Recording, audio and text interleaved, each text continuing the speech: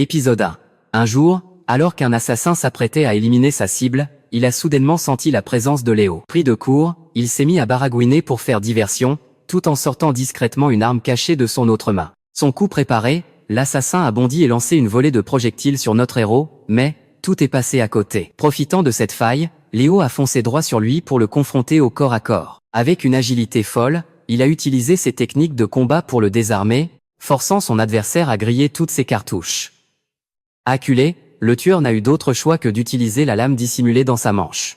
Mais Léo, super vif, s'est téléporté dans son dos, le plongeant dans la panique totale, avant de le dominer petit à petit. Peu importe les techniques tordues que l'assassin sortait, notre héros les bloquait avec une facilité déconcertante. Léo lui a calmement poignardé le bras pour le neutraliser, puis lui a brisé la jambe d'un coup de pied, le faisant s'effondrer de douleur. Juste avant de passer l'arme à gauche, le tueur ne pouvait s'empêcher de se demander comment ce gamin avait pu déjouer tous ces sales tours. C'est alors qu'il a remarqué que son épée de tout à l'heure tombait droit sur lui.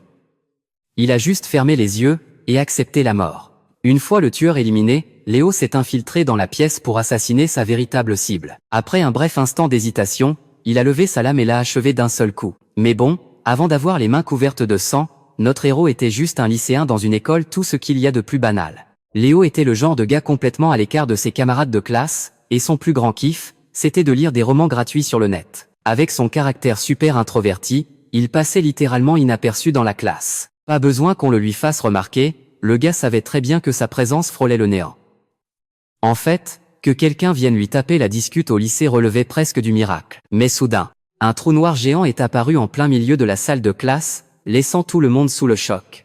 Une fois le cercle magique formé, il s'est mis à briller intensément, avant de téléporter absolument tous les élèves vers une destination inconnue. Et alors que la classe n'avait même pas encore capté ce qui venait de se passer, un vieil homme a surgi de nulle part. Il a gueulé pour réclamer le silence, puis s'est écarté pour laisser Sa Majesté le Roi dire quelques mots. Face à la confusion totale des élèves, le souverain a expliqué avec le plus grand des calmes, « Vous avez été invoqué dans un autre monde, et en ce moment même, vous vous trouvez dans le plus grand royaume de ce continent.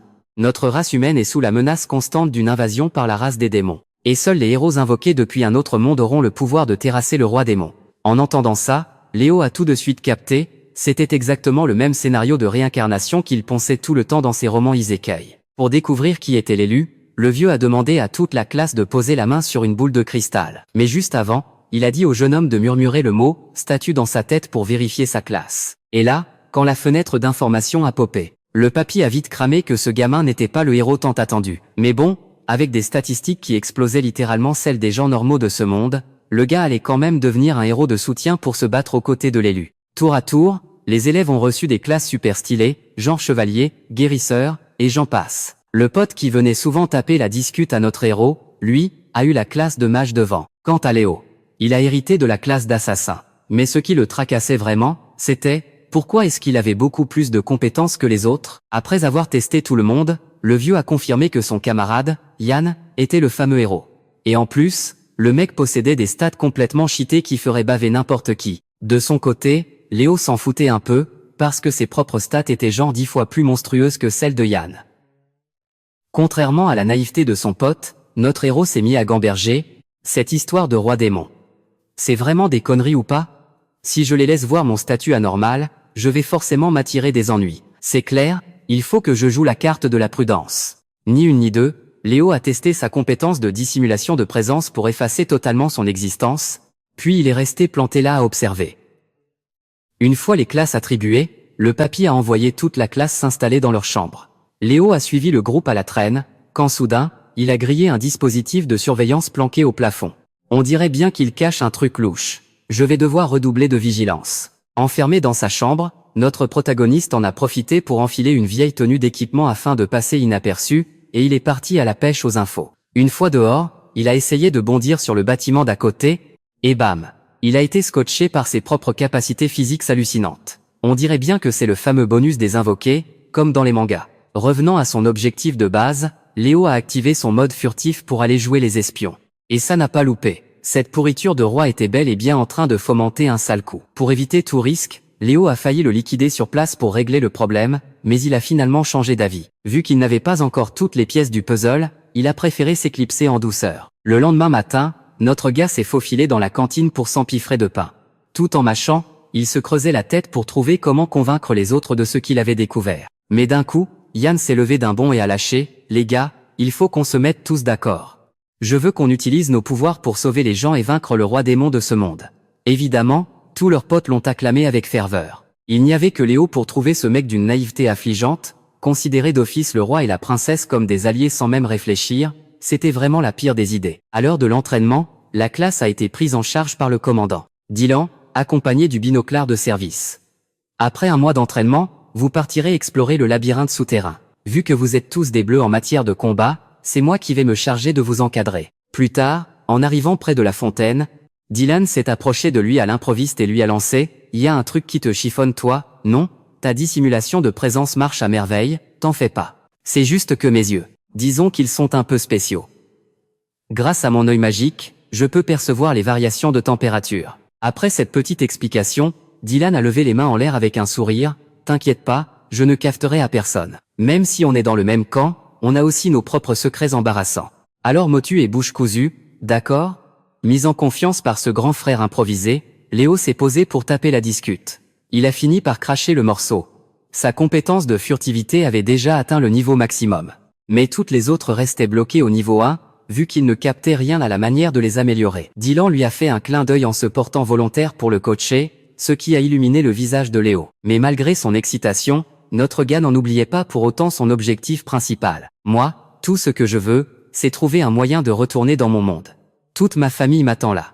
Bah, Dylan lui a alors conseillé de commencer par devenir beaucoup plus fort. Franchement, s'il se faisait buter dès les premiers jours, tout ça n'aurait servi à rien. Le jeune commandant a accepté de transformer Léo en un assassin de l'ombre redoutable, mais en échange, le gamin devait lui raconter tout ce qu'il savait sur son monde d'origine. Sentant que Dylan avait de bonnes intentions, le protagoniste a accepté le marché en toute confiance. D'après ce que Dylan lui a raconté, ce monde abritait aussi des elfes et des hommes-bêtes, et chaque race vivait sur son propre continent, sans jamais se croiser. Le niveau des compétences, lui, pouvait grimper juste en s'entraînant dur, alors Léo et ses camarades devaient vraiment donner tout ce qu'ils avaient. Par contre, pour faire monter le niveau de sa classe, il n'y avait pas de secret, il fallait dégommer des monstres. Grâce à l'entraînement infernal que lui faisait subir Dylan, Léo commençait enfin à avoir la carrure d'un véritable assassin. Plus tard, en pleine salle de réunion, Dylan n'a pas hésité à cracher le morceau, ce gamin est vraiment fascinant, et son monde est captivant. C'est bien pour ça que je ne le lâche pas d'une semelle. Et puis, sa capacité à dissimuler sa présence a déjà atteint le niveau maximum. Il ne laisse même pas une image rémanente dans son sillage. C'est un palier que seul le tout premier héros avait réussi à atteindre. Alors qu'il était en plein kiff à se vanter, Léo a soudainement débarqué pour lui parler. Il a claqué un bouquin sur la table, et a balancé « Je suis du genre curieux, moi. Toutes les nuits, je me faufile dans la bibliothèque pour bouquiner. Et grâce à ça, j'ai déniché ce truc super louche. » Dylan a lâché un petit sourire et a avoué « Ah, ça.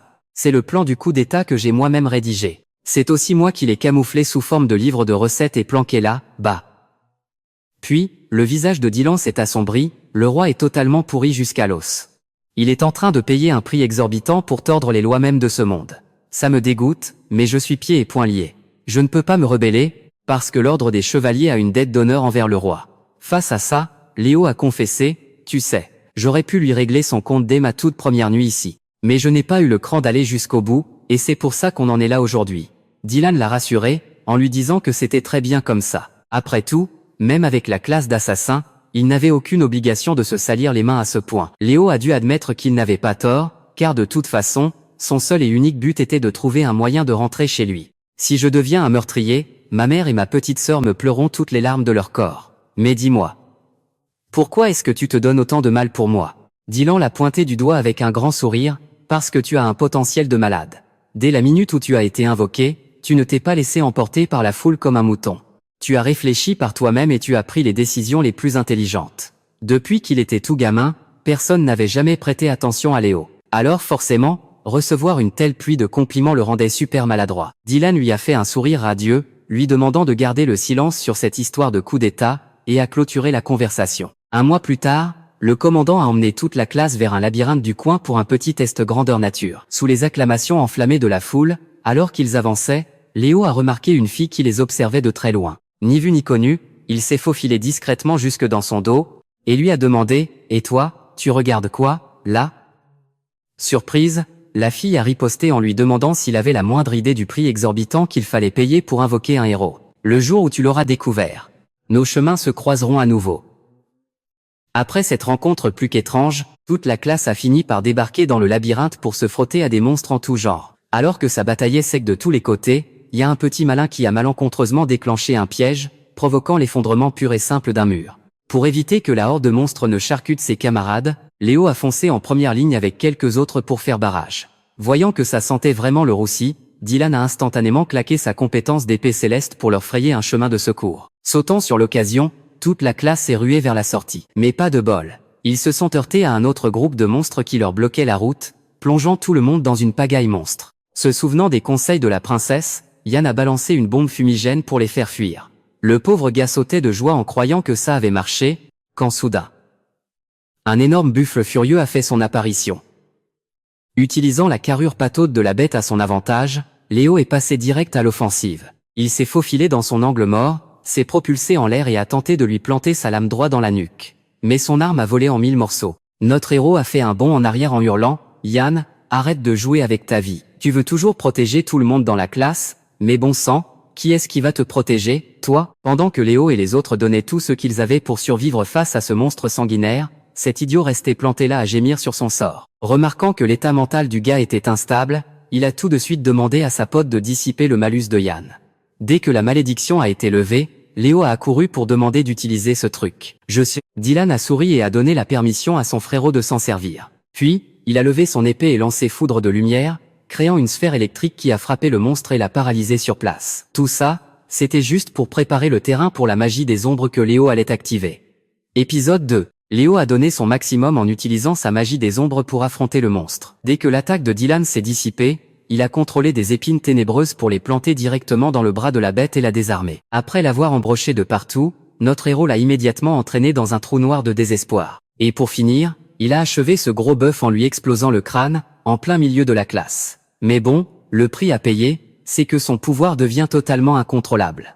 Heureusement que Dylan était derrière lui pour l'aider à se calmer et à désactiver sa technique. Une fois les ténèbres dissipées, le grand frère lui a souri en le félicitant. « Bien joué, gamin. Ça pompe encore pas mal d'énergie, mais c'est déjà un bon début. » En fin d'après-midi, Léo a remercié le capitaine. « Merci de m'avoir laissé utiliser cette technique incontrôlable. La magie des ombres est une compétence de soutien surpuissante, mais son point faible fatal, c'est qu'elle épuise énormément et reste super dure à maîtriser. » Sur ce, Dylan s'est approché pour offrir à son petit protégé un katana, forgé par le tout premier héros en personne. Si je ne l'ai pas donné à Yann, c'est parce qu'il a déjà son épée sacrée. Et puis, s'il se baladait avec ça, le roi le remarquerait direct, vu que c'est un objet volé. Léo l'a accepté avec joie et a remarqué des inscriptions gravées sur la lame. On dirait bien que son créateur voulait laisser un message à ses successeurs. Ça donne carrément envie de rencontrer le premier héros pour tailler une bavette avec lui. Quant à Yann, qui s'était pris une terrible malédiction dans le labyrinthe. Dylan réfléchissait. Je crois que j'ai deviné qui tire les ficelles de tout ça. Ce soir-là, alors que la princesse accomplissait un rituel pour faire de Yann un héros temporaire, elle s'est soudainement fait attaquer. D'un seul coup d'épée, Léo a tranché le cristal en deux. Pour briser la malédiction du héros, il l'a rangé dans son sac, puis a pointé son épée directement sous le nez de cette garce en hurlant « Pourquoi t'as fait un truc pareil, hein ?» La princesse a répondu, les yeux complètement vides, « C'est pour la seule gloire de sa majesté le roi. » Voyant qu'il n'y avait plus rien à tirer de cette folle, Léo s'est tout de suite barré, sans se douter de la vérité qui se cachait derrière l'armoire. En fait, la princesse gardait en réserve tout un tas d'autres cristaux dans sa chambre. Léo a remis les preuves à Dylan et lui a tout raconté de A à Z. En entendant ça, le capitaine lui a conseillé de ne surtout pas dormir au château. La princesse va maudire tout le monde, sauf le héros. Mais elle ne peut pas te faire ça, à toi. Vu qu'ils ne connaissent pas tes stats, ils vont sûrement te traquer et essayer de t'éliminer. Dylan ne lui en voulait pas du tout d'avoir bêtement montré son visage à la princesse. On fait tous des erreurs de jeunesse, t'inquiète pas, je ne t'en veux pas. En l'écoutant, Léo s'est dit qu'il aimerait bien qu'il y ait des gens aussi géniaux que le capitaine dans son ancien monde. À peine le compliment passé, que le grand frère voulait déjà aller visiter son monde à lui. Oh non, j'ai trop la flemme. On verra ça plus tard, d'accord ? Le lendemain matin, Léo venait tout juste de se réveiller quand il a entendu un boucan pas possible. Il s'est traîné jusqu'à la cour et a remarqué que Yann était enfin libéré de sa malédiction. Mais en voyant son expression dévastée, il s'est frayé un chemin à travers la foule pour voir ce qui se passait. En découvrant Dylan couché sur le sol, mortellement poignardé, Léo s'est effondré par terre, complètement choqué. Pourquoi? Pourquoi est-ce que ça finit comme ça? Soudain, ses camarades de classe lui ont crié dessus, « Arrête un peu ton cinéma, l'ordure. C'est pas la dague que tu utilisais, ça, hein ?» Léo a immédiatement nié, expliquant qu'elle avait déjà été détruite bien avant. Mais bon sang, on dirait bien que toute la classe s'était fait avoir par la malédiction de la princesse. Yann allait intervenir pour calmer le jeu, mais ce pourri de roi a pointé du doigt notre héros, l'accusant d'avoir assassiné le capitaine, sous les petits rires mesquins de la princesse. Comprenant qu'il était tombé en plein dans leur piège, Léo a instantanément activé son mode furtif pour disparaître sous le nez de tout le monde. Profitant du chaos général, le binoclard lui a révélé que les vrais coupables faisaient partie de la brigade d'assassins des Corbeaux de Nuit. Ils obéissent directement au roi, et c'est toi qu'ils visent maintenant. Léo l'a remercié pour l'info, puis a fait ses bagages à la hâte pour fuir le royaume. Après avoir fait éliminer Dylan, le roi cherchait une excuse bidon pour déclencher une guerre contre la nation de l'Est. La malédiction jetée sur tout le monde sauf le héros était un succès total, c'était donc le moment idéal pour frapper. Pour assurer le coup, il a demandé à sa fille d'envoyer les Corbeaux de Nuit pour liquider notre héros. Pendant ce temps, Léo se terrait dans le labyrinthe, il n'avait donc pas encore été repéré. Par le passé, Dylan lui avait expliqué que plus on descendait profondément, plus les ennemis étaient balèzes. Comme c'était beaucoup trop dangereux, personne n'osait l'explorer. Même la compétence de dissimulation d'aura de Léo ne ferait pas le poids face à l'odorat et l'ouïe surdévelopper des monstres de haut niveau. Mais s'il parvenait à faire monter sa compétence d'assassinat à haut niveau, il pourrait totalement effacer son odeur, ses bruits de pas, et même sa chaleur corporelle. Pour y arriver, Léo a choisi de se faire la main sur les monstres de bas niveau. Une fois, Dylan lui avait parlé d'une compétence spéciale débloquée quand la classe atteint le niveau 100. Pour y parvenir, fixe-toi comme objectif de vaincre les boss tous les 10 étages dans le labyrinthe. Une fois dans la salle du boss, impossible d'avancer ou de reculer tant que l'un des deux ne mord pas la poussière. En revanche, en cas de victoire, il gagnerait un max de niveau. Alors que la lourde porte s'ouvrait lentement, Léo s'est retrouvé face à une chimère ultra dangereuse, qui n'arrêtait pas de l'attaquer avec des coups de griffe mortels, l'obligeant à rester constamment en mouvement. Mais en esquivant, la jambe de notre héros a accidentellement été touchée par du poison, et s'est retrouvé paralysé. À cause de cette erreur d'inattention, Léo s'est fait violemment plaquer au sol par la bête. Puis, il s'est pris de graves blessures par ses griffes acérées, le rendant totalement incapable de bouger. C'est exactement à cet instant qu'il a compris, s'il ne donnait pas tout ce qu'il avait, c'était la fin. En serrant les dents, Léo a lutté pour se redresser. Il a déclenché sa magie des ombres pour transformer cette foutue chimère en brochette, la poignardant frénétiquement sans s'arrêter, jusqu'à ce que son corps explose et qu'il ne reste plus que de la chair et du sang. Mais comme les blessures de notre héros avaient largement dépassé la limite supportable, son mode furtif s'est désactivé tout seul. Ensuite, le système a puisé dans la réserve de mana magique de l'ombre pour soigner Léo d'urgence. Pendant ce temps, au château, personne dans la classe ne voulait croire un traître mot de ce que racontait Yann. Il le prenait même pour un fou.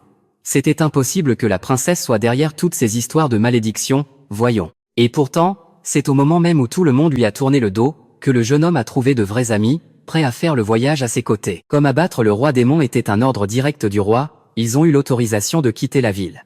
Juste avant de partir, Yann leur a demandé « Mais, pourquoi vous avez choisi de venir avec moi ?» Sa pote lui a expliqué « Tous ceux qui sont là ont échappé à la malédiction. Je suis une exorciste, après tout, je peux la contrer. » Rio a alors lâché le morceau « Et moi. C'est moi qui ai détruit les cristaux planqués dans la chambre de la princesse.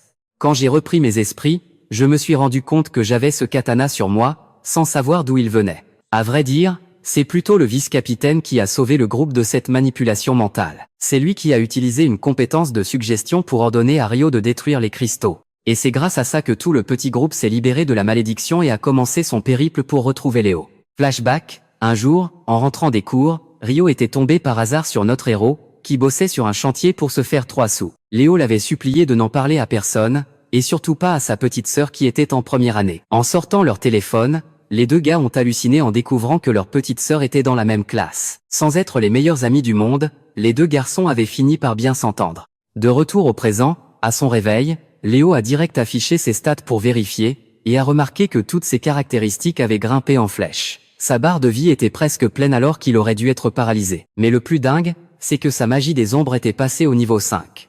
Tout ça le laissait vraiment perplexe. Mais ce n'était pas le moment d'y réfléchir. Après avoir marché un moment dans les profondeurs, il s'est soudainement fait attaquer par un slime géant. Notre héros l'a abattu d'un simple coup d'épée avec une facilité déconcertante, et a découvert une magnifique fille de la race des elfes, coincée à l'intérieur. Poussé par la curiosité, notre héros a essayé d'utiliser son œil du monde, mais a accidentellement vu des choses qu'il n'aurait pas dû. Léo a paniqué, a annulé sa compétence directe et s'est promis de ne plus s'en servir pendant un bon bout de temps. Pile à ce moment-là, la fille s'est assise d'un bond et s'est mise à lui parler avec le plus grand des calmes. Mais vu qu'il avait checké ses stats juste avant, il savait qu'il ne lui restait littéralement plus qu'un seul point de vie. La nana regardait partout, enchaînait question sur question, avant de s'effondrer, complètement inconsciente à cause de la fièvre. Assis près des ruines, Léo a poussé un énorme soupir de soulagement. Quand il a entendu le ventre de la fille gargouiller, il lui a tendu une bouteille d'eau. « Allez, bois un peu. » Il lui a même préparé de la bouillie de riz pour l'aider à guérir plus vite. Comme il avait l'habitude de s'occuper de sa mère malade, notre héros avait pas mal d'expérience là, dedans. Pour éviter de se perdre dans ce dédale, Léo avait pris soin de graver des numéros à chaque étage. « Tu avais une très forte fièvre, alors je t'ai porté sur mon dos jusqu'au 69e étage pour trouver de l'eau. » Voyant que ce garçon avait l'air d'être quelqu'un de bien, la fille lui a révélé « Je m'appelle Emma. Et j'appartiens à la famille royale. » Les deux ont continué à taper la discute, puis ont piqué un somme pour recharger les batteries avant de reprendre la route. Une fois sur pied, la fille a décidé de faire équipe avec notre héros, en sortant l'excuse bidon qu'ils allaient dans la même direction. Après avoir terrassé des monstres, elle est redescendue en lançant à Léo d'un ton fier. « Occupe-toi plutôt de tes fesses, je ne suis pas fragile au point de ne pas savoir me défendre. » En pénétrant dans la salle du boss, notre duo est tombé nez à nez avec un dragon d'une puissance monstrueuse, profitant que Léo était passé en mode furtif.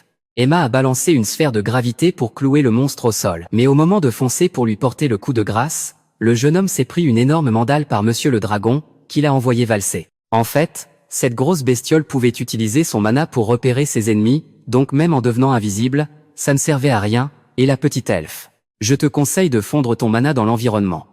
Pour les détails, débrouille-toi. En voyant le dragon foncer comme un fou, Léo a tiré une rafale de mana pour le distraire. Profitant que la grosse bête soit désorientée, il a foncé pour le poignarder pile dans l'œil central, avant de sauter pour prendre Emma dans ses bras et l'écarter du danger. Une fois le monstre à terre, notre héros a avoué « Je ne suis pas doué pour les trucs subtils comme me fondre dans le décor, tu sais. Dans l'urgence, j'ai essayé de faire tout l'inverse.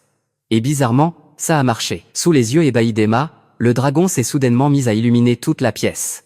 Épisode 3. Devant les deux compagnons, le terrible dragon s'est transformé en un énorme matou. Emma s'est approchée prudemment et a réalisé qu'il pétait encore la forme. En fait, il avait juste utilisé une compétence de métamorphose pour les affronter. Parce que bon, s'ils étaient tombés sur un vrai dragon, ils auraient déjà passé l'arme à gauche. Après avoir activé l'œil du monde, elle s'est tournée vers lui pour lui demander pourquoi il ne l'utilisait pas. Léo a fermé les yeux et a répondu « Je ne le maîtrise pas encore. Mon niveau est trop bas. » Soudain, le gros matou s'est réveillé et a lâché « Dire que je me suis fait battre par des minus dans votre genre. J'ai essayé de me transformer en un dragon que j'avais vu, mais c'était un peu trop pour moi. Sans vouloir me vanter, le roi démon m'a doté d'une intelligence supérieure, tu sais. » Juste avant de croire qu'il allait casser sa pipe, le chat a laissé un message à Léo. Loin, dans le continent des démons.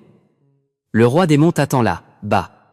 Léo avait beau insister, le chat n'avait aucune idée de ce que son maître avait derrière la tête. Sur ce, il s'est mis sur le dos, prêt à accueillir la mort comme si c'était une évidence. Les monstres et les démons ne sont-ils pas censés être les ennemis jurés de toutes les autres races? Eh bien, Léo a refusé de le tuer après avoir découvert le vrai visage du roi et de la princesse. Et puis, soyons honnêtes, il n'avait pas le cœur d'achever un chat avec un aussi beau pelage.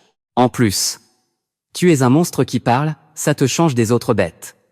Pour sortir de cette pièce, Emma a suggéré qu'il forme un pacte de maître à familier. S'il devenait l'invocation de Léo, il perdrait son statut de boss du donjon. Elle était convaincue qu'il réussirait le rituel, car il venait tout juste de prouver son incroyable maîtrise du mana.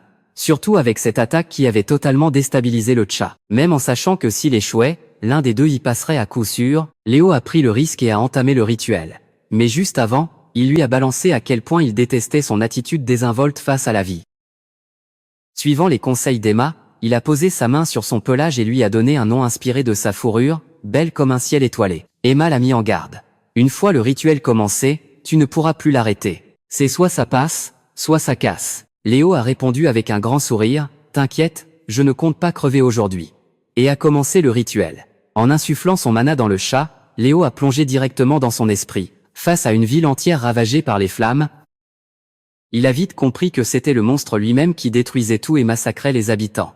Notre héros a serré les dents pour l'arrêter, mais il s'est heurté à une résistance féroce. Le gros matou lui hurlait de l'achever. « Achève-moi, bon sang, si ton âme meurt ici. Point ton corps ne sera plus qu'une coquille vide. » Sur ce, il a enchaîné les attaques mortelles, blessant Léo sérieusement.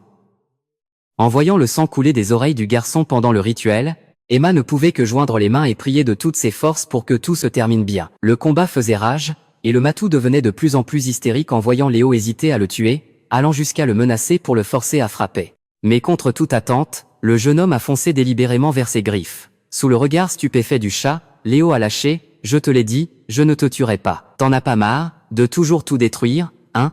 Mais t'inquiète pas. À partir de maintenant, c'est moi qui veillerai sur toi, pour que tu n'aies plus jamais à faire ce genre de choses. » Une fois le cauchemar dissipé, Léo avait gagné la confiance de la bête, qu'il a officiellement choisi comme son humain attitré. Le rituel terminé, notre héros s'est réveillé pour trouver le visage rayonnant de bonheur d'Emma, soulagé de le voir en vie. En voyant la marque du pacte s'illuminer, elle a eu la confirmation absolue que leurs deux âmes étaient désormais liées.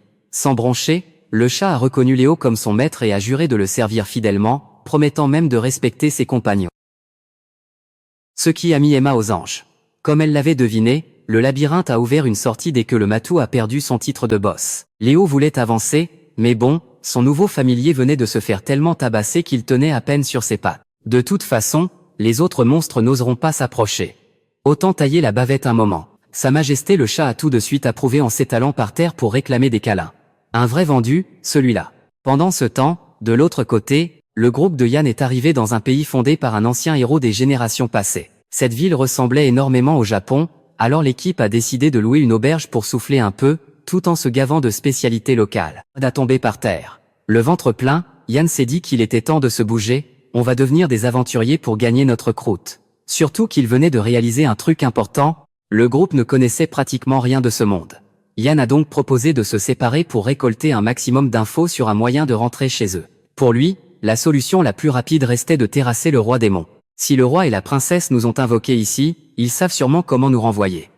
On va accumuler les exploits pour pouvoir négocier. En gros, Yann voulait qu'ils renflouent leur caisse et fassent le plein d'infos. Une fois ces deux objectifs atteints, il filerait direct vers le continent des démons.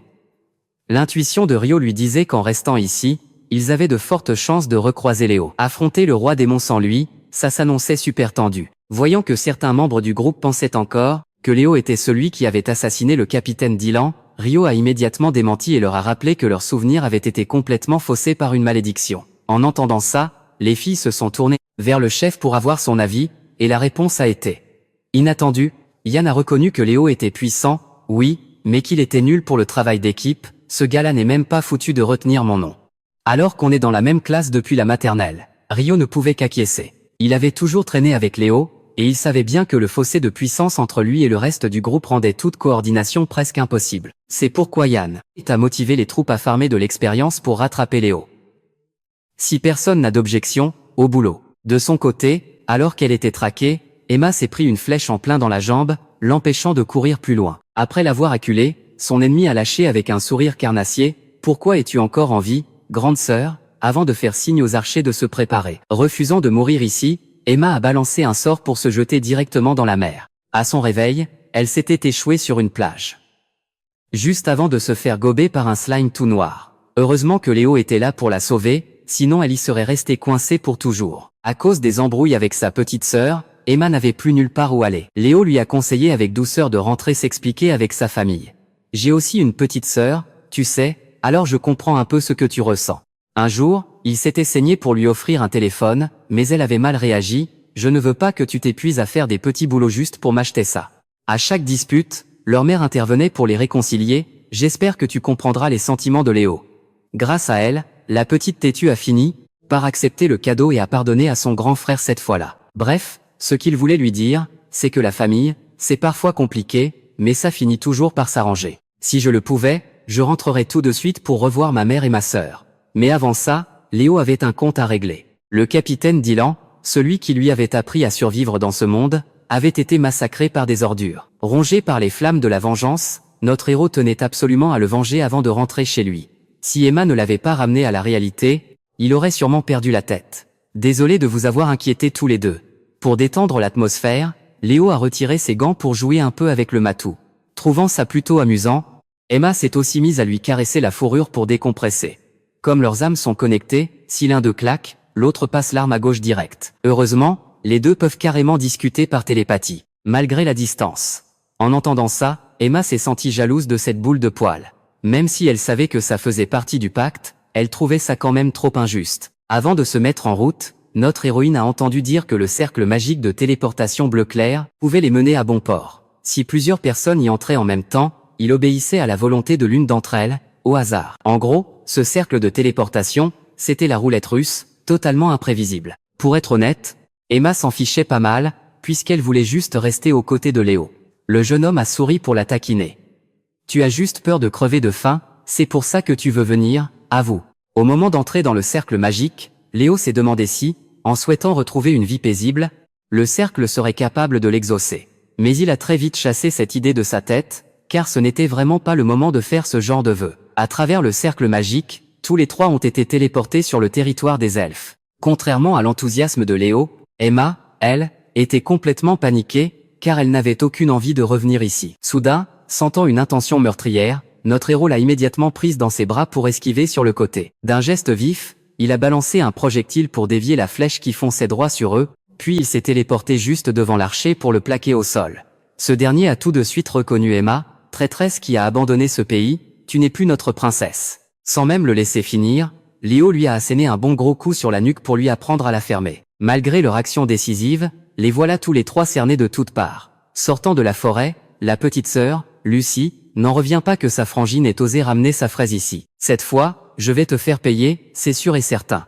On dirait bien que l'embrouille entre les deux sœurs est bien plus compliquée que Léo ne l'imaginait. Épisode 4. Lors d'une balade avec quelques soldats, Emma tombe par hasard sur Lucie en plein entraînement dans la forêt. En quelques coups d'épée, elle fait voler les armes de ses adversaires sans la moindre difficulté, avant d'enchaîner tranquillement un combat à 1 contre 2. En voyant de ses propres yeux sa petite sœur étaler toute l'équipe à elle seule, Emma est super fière et reconnaît volontiers que la gamine est bien plus douée qu'elle. En réalité, bien qu'elle soit talentueuse, c'est sur notre héroïne que reposent les plus grandes attentes. Jusqu'au jour où, soudain, son fiancé lui demande de rompre leurs fiançailles, mais essuie un refus catégorique. Je ne peux pas prendre cette décision, il faudra que vous en parliez à mon père. Pile à ce moment-là, Lucie passe par là et lui lance une pique, tu n'es vraiment qu'une enfant maudite. Ce qui dégrade encore plus leur relation. Et ce qui devait arriver arriva, la petite sœur accuse Emma d'avoir commis un crime impardonnable. Tout le monde est d'accord pour dire qu'une enfant maudite ne peut pas être princesse, et ils bandent leurs arcs pour la chasser. Jusqu'à présent, Lucie n'a pas démordu de son intention de faire la peau à sa grande sœur, peu importe le prix. Trouvant ça injuste, Léo s'interpose pour défendre Emma, ce qui met la petite sœur hors d'elle. Je ne suis qu'un assassin de passage qu'il a rencontré récemment, mais qu'est-ce qu'Emma a bien pu faire pour être traitée de la sorte? Lucie rabat son gant et crie, elle a échangé le poison et me l'a refilé. S'en prendre à la famille royale est un crime tout bonnement impardonnable. Faisant la sourde oreille aux justifications d'Emma, la petite sœur reste persuadée que c'est elle la coupable. La gamine s'approche alors pour remercier Léo d'avoir ramené la fugitive jusqu'ici, puis le regarde exprès droit dans les yeux pour l'ensorceler. Ensuite, la gamine déclare avec une confiance absolue, le cœur de cet homme est déjà à moi. N'y tenant plus, Emma hausse le ton et exige que Lucie lève son enchantement et lui présente des excuses. Du tac au tac, la petite sœur, révoltée, s'apprête à s'engueuler avec sa frangine, quand Léo leur demande de se calmer. C'est pas avec ce genre de petit tour que vous allez me contrôler. Si ça ne marche pas, c'est tout simplement parce que l'écart de niveau entre eux est bien trop grand. Même s'il se fait traiter de vulgaire roturier, Léo s'en fiche royalement. Tout ce qu'il veut, c'est que l'autre innocente Emma. Je ne pense vraiment pas qu'elle soit du genre à s'abaisser à tromper et piéger les autres. Agacée au plus haut point, Lucie ordonne immédiatement aux soldats d'éliminer notre héros. Face à cette situation, Léo se voit obligé d'employer la manière forte. Mais avant même qu'il ne passe à l'action, une voix résonne depuis la forêt. Le roi fait son apparition et ordonne à tout le monde de baisser les armes, avant d'exiger des explications de la part de sa fille. Arrête de tourner autour du pot et parle vite, on a d'autres chats à fouetter. Les soldats prennent la parole pour affirmer que Dame Lucie n'y est pour rien, et que tout est de la faute d'Emma. Emma n'y comprend plus rien du tout. Le roi ordonne à sa fille de dissiper son sortilège d'enchantement et décide de la punir plus tard. Ensuite, il s'approche pour s'excuser auprès d'Emma et invite gentiment Léo à s'en aller. Même s'il est son sauveur, un étranger à la tribu n'est pas autorisé à fouler cette terre. En entendant ça, Emma menace de fuguer pour suivre son garçon, ce qui met son père dans une rage folle. Plus tard, c'est toi qui dirigeras le pays à ma place, tu crois vraiment que je vais te laisser faire? Léo effleure son épée et lâche. Laissez-la décider par elle-même. Si nécessaire, j'utiliserai la force pour faire respecter la volonté d'Emma. Lorsqu'il apprend que notre héros a terrassé à lui seul un membre de la famille royale, le roi comprend vite qu'il ne parle pas en l'air. Il lui propose alors un duel, où le perdant devra obéir au vainqueur. Il désigne Lucie pour le représenter, puis emmène tout le monde jusqu'à l'arbre sacré, pour un combat selon les lois des elfes. En chemin, Léo se demande pourquoi il l'appelle l'enfant maudite. Emma lui raconte avec tristesse que, chez les jumeaux, si l'un des enfants ne ressemble pas à ses parents, il est alors considéré comme un être qui apportera le malheur sur le pays. À cause de la couleur différente de mes yeux et de mes cheveux, on m'a étiqueté d'enfant maudite. Le petit chat pense que sa sœur est sûrement jalouse et qu'elle dit exprès du mal pour rabaisser Emma.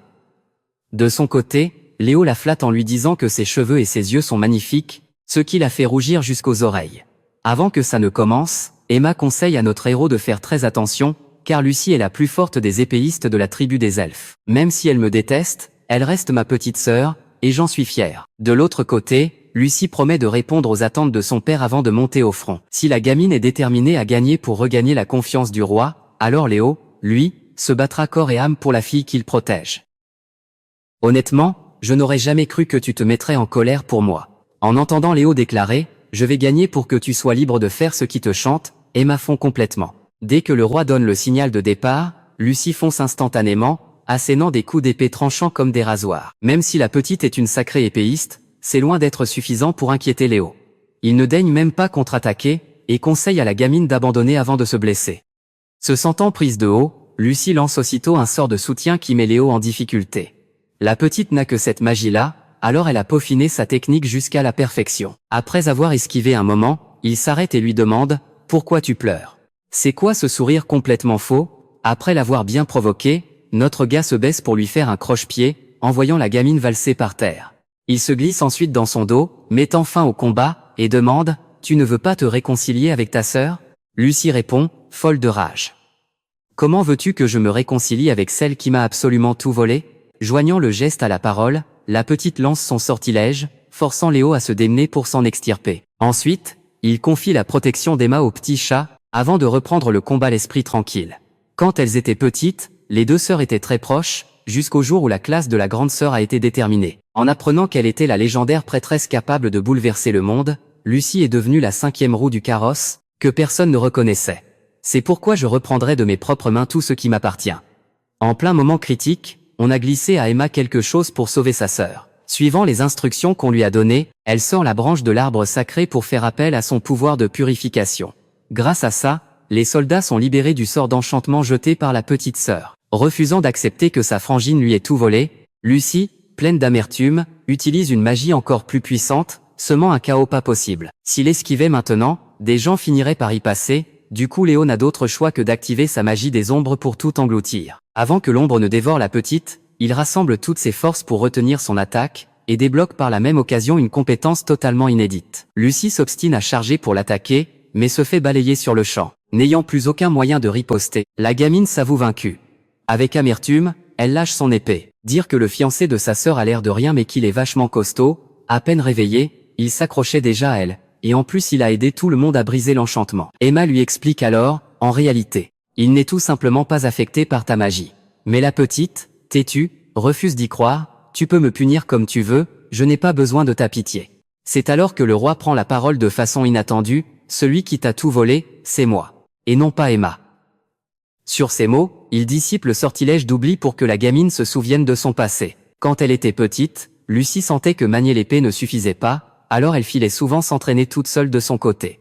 Avant d'entrer dans le donjon, un inconnu lui avait filé un orbe qui attirait les monstres, idéal pour l'aider à farmer de l'expérience. La gamine, naïve, l'a essayé pour invoquer des monstres à combattre. Résultat des courses, elle s'est fait rétamer, et a dû battre en retraite sur le champ.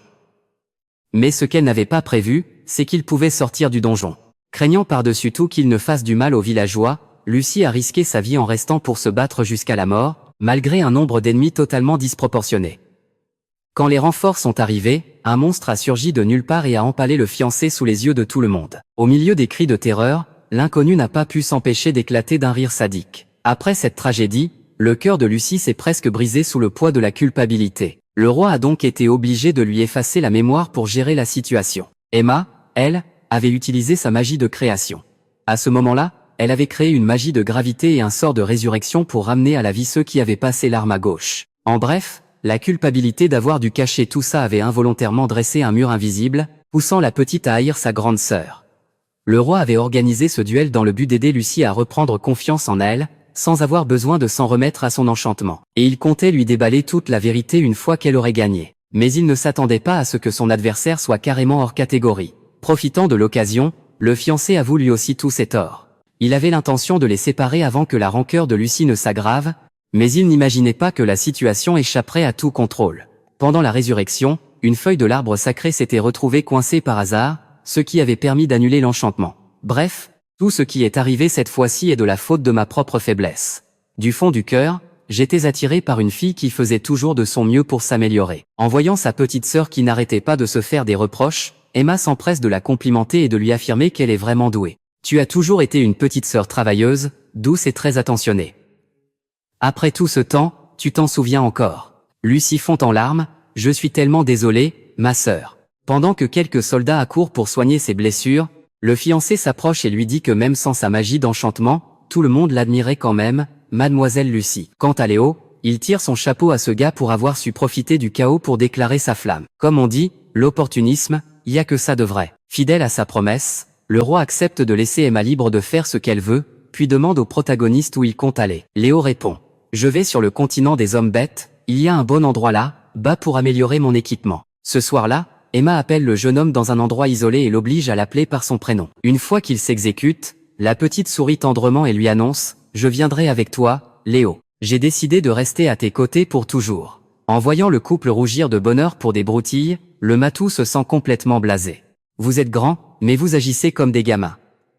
Le temps presse, alors tout le monde doit se mettre en route. Au lieu de rester en ville à attendre que Léo améliore ses armes, tout le groupe a pris la mer pour se diriger vers le continent des hommes bêtes avec lui. Épisode 5.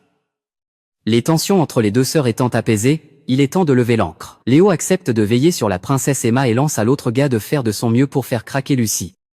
En fait, le roi était déjà au courant de la déclaration de l'elfe, tout dépendait juste du choix de sa fille. Ensuite, il envoie une escorte pour conduire le couple au port et les met en garde contre les récents enlèvements. Même si Léo est très fort, s'inquiéter pour son enfant, c'est le boulot d'un père, après tout. En entendant ça, tout le monde s'incruste pour les escorter, au point que ça en devient lourd. Oh, par pitié, restez tous ici. Normalement, personne ne porte les démons ou les monstres dans son cœur, mais comme le matou joue les innocents à la perfection, le roi des elfes n'y voit que du feu. Comme Léo l'avait deviné, les yeux et les oreilles du chat sont toujours liés au roi démon.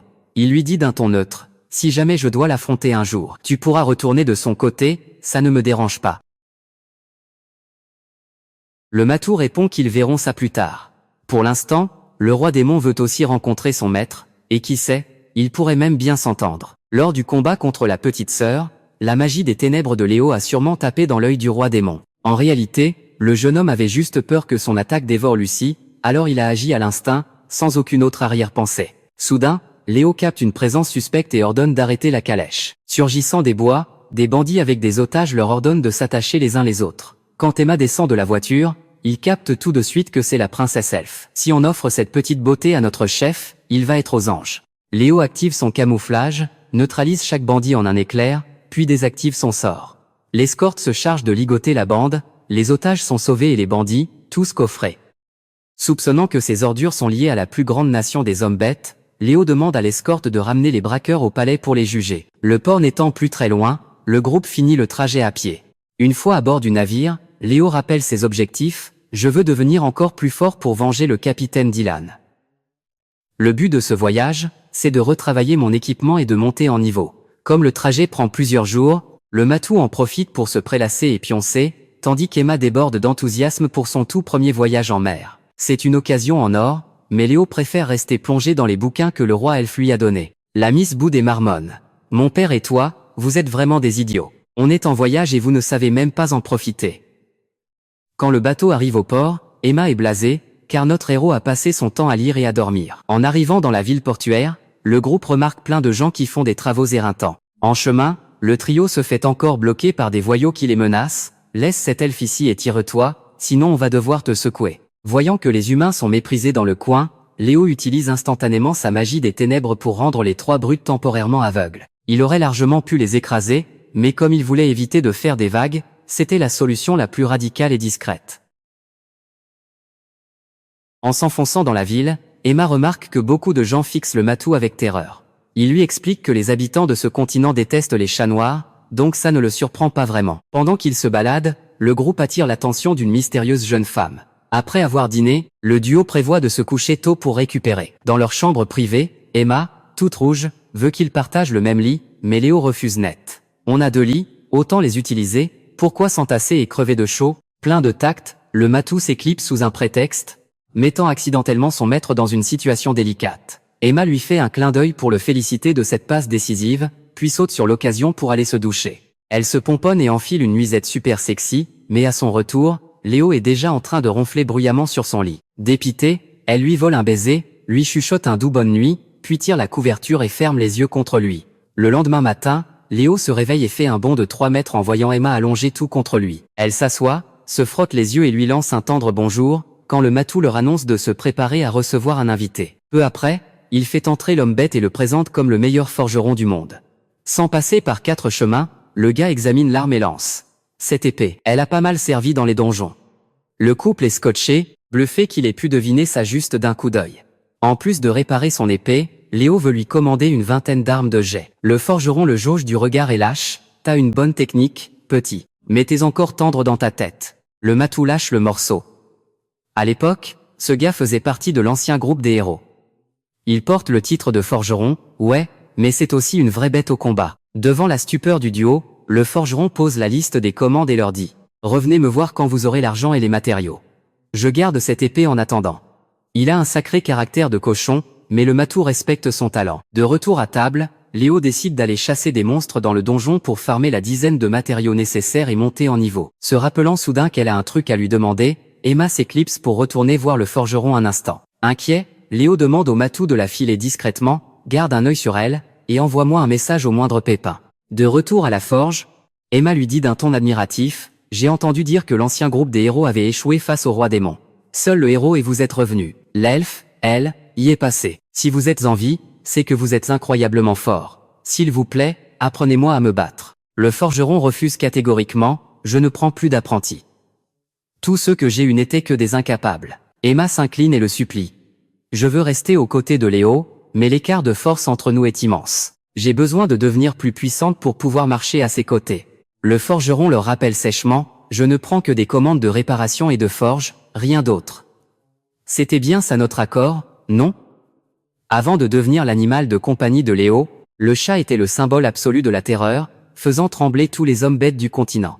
Il y a environ 100 ans, le roi démon avait ordonné au matou de frapper la ville la plus prospère. Une attaque punitive pour se venger. Des hommes bêtes qui avaient osé envahir le territoire démoniaque. Au départ, le matou voulait juste donner une leçon aux dirigeants puis se tirer. Mais contre toute attente, son instinct bestial a pris le dessus, et il a complètement ravagé la ville. Transformé en chien à 3 têtes, il s'est enivré de sang et a rasé tout ce qui bougeait. C'est pour ça que les chats noirs sont devenus le symbole du cauchemar et de l'effroi. À travers leur pacte, Léo ressent un peu la culpabilité du matou. Après ce massacre, le chat a même songé à mettre fin à ses jours. Mais il a changé d'avis et veut désormais servir son nouveau maître avec dévouement. Je suis le familier de Léo.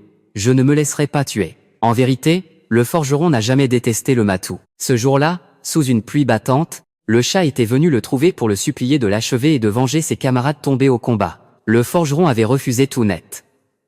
Celui qui a tué ma petite sœur, ce n'est ni toi, ni le roi démon. Après le départ du matou, sa sœur avait essayé de sauver les gens sous les décombres. Au milieu de ce chaos, un noble pourri, ne pensant qu'à sa propre peau, avait froidement piétiné la vie des autres pour s'enfuir. Et la sœur du forgeron faisait partie des victimes de cette ordure. Rongé par la haine, il avait juré. Je tuerai de mes propres mains ceux qui ont touché à ma sœur. Mais, il n'est jamais passé à l'acte, car la petite n'aurait jamais voulu qu'il sombre dans la vengeance. En écoutant ça, Emma a le cœur brisé pour la sœur du forgeron. Elle se lève et lui lance qu'il se sert de sa sœur comme d'une excuse pour fuir. Vous inventez les sentiments de votre sœur pour fuir ce que vous pensez vraiment. Je pensais exactement comme vous avant. Mais Léo m'a ouvert les yeux. Le forgeron reste muet un long moment, puis lui demande de partir pour clore la discussion ici et maintenant. Alors qu'il cherche à s'infiltrer dans le donjon, Léo tombe soudain sur une horde de dragons en train d'attaquer les civils. Les monstres déferlent du donjon, et des flammes bleues engloutissent la ville, calcinant absolument tout sur leur passage. Voyant le danger approcher, Emma invoque immédiatement une sphère de gravité pour les clouer au sol, et crie au matou de filer sauver les habitants. Pendant que notre héroïne bloque les flammes bleues pour laisser le temps au chat de mettre tout le monde à l'abri, un mystérieux individu débarque de nulle part pour lui souhaiter une bonne journée. Son visage est exactement celui de l'enfoiré qui avait manipulé Lucie. Jetant sa cape, il se présente d'un ton narquois, « Je m'appelle Arum. Le roi démon m'a donné l'ordre strict de ne pas vous tuer, vous en particulier, car vous possédez une magie très rare. » Sur ces mots, il joue de la flûte pour invoquer des monstres chargés de capturer Emma. « Permettez-moi de vous neutraliser. » Pendant que Léo est en plein combat contre les bêtes, il apprend brusquement qu'Emma a été enlevée par un démon. Paniqué, notre héros fonce vers le donjon en ramassant une épée qui traînait par là pour se défendre. Mais il a beau frapper, les monstres et les flammes s'enchaînent sans fin pour lui barrer la route. À bout de patience, Léo hurle au chat de s'éloigner d'ici pour déclencher son sort d'enfer ténébreux.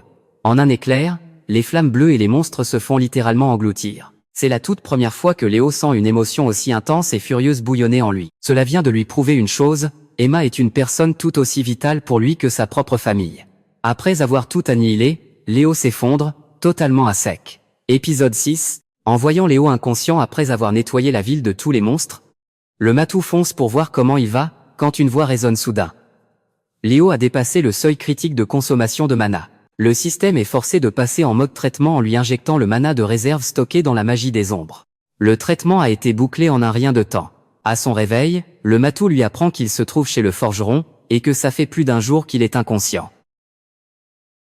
Normalement, Léo aurait dû y passer après avoir vidé toute sa magie. Mais la magie des ombres s'est activée toute seule pour lui sauver la mise in extremis. Mais on verra ça plus tard, Léo veut sauver Emma le plus vite possible. Il sort pour remercier le forgeron, mais ce dernier lui demande, « Tu sais au moins où elle est ? Ça fait plus d'un jour, elle est peut être déjà en route pour le territoire des démons. Garde la tête froide, ne fais pas n'importe quoi. » Léo hurle, « Mais je suis calme. Je suis juste un peu pressé. » Le forgeron pointe du doigt un tas d'armes et lance au gamin, « Tu vas affronter les démons à main nue ? Le fait que tu ne les aies même pas remarqués prouve bien que tu perds ton sang-froid, mon gars. » Le gars avait avancé les frais et les matériaux pour fabriquer tout ça pour Léo. Et en plus, il a prêté au gamin un anneau créé par le héros de la 2e génération. Dès qu'il a compris à quoi ça servait, notre héros l'a enfilé sans hésiter. Et là, un rayon rouge lui a indiqué la position d'Emma. Le territoire des démons n'est pas dans cette direction, ce qui veut dire qu'elle est dans le labyrinthe. En entendant ça, Léo le remercie et se met tout de suite en route avec son matou, comme d'habitude. Le chat supplie son maître de ne pas faire de folie, puis il fonce à toute vitesse vers le labyrinthe. Ailleurs, Arum est impatient de faire quelques petites expériences sur les elfes pour voir ce que ça donne. Même si elle est en danger, Emma trouve la force de demander pourquoi ils sont dans le labyrinthe. Arum sourit et lui explique, « Les démons de rang 2 peuvent utiliser des cercles de téléportation. Moi, je ne suis que rang 3, donc cette personne est mon supérieur. Pour faire simple, j'ai profité du voyage, et là, j'attends qu'ils viennent me récupérer. » Arum est tout à fait disposé à donner des infos à Emma en attendant l'arrivée du petit assassin. « Même si tu sais plein de choses, ça ne te servira à rien, parce qu'il ne pourra jamais me battre. » Il lui assure que, d'ici à ce qu'elle soit offerte au roi démon, sa vie est hors de danger. Grâce à l'anneau, nos deux compères devinent que notre héroïne est retenue prisonnière dans les profondeurs du labyrinthe. Avant de s'y enfoncer, Léo est soudainement bloqué par une fille mystérieuse. Dès qu'elle montre son visage, il la reconnaît tout de suite. Méfiant, Léo l'attrape par le col et lui lance, « Comment tu sais qu'Emma est dans le labyrinthe, toi ?» La jeune femme bête lui répond, « J'ai utilisé ma compétence d'amélioration de l'odorat, c'est comme ça que j'ai su que vous alliez la sauver. » Après avoir entendu ça, Léo décide de lui laisser une chance de s'expliquer.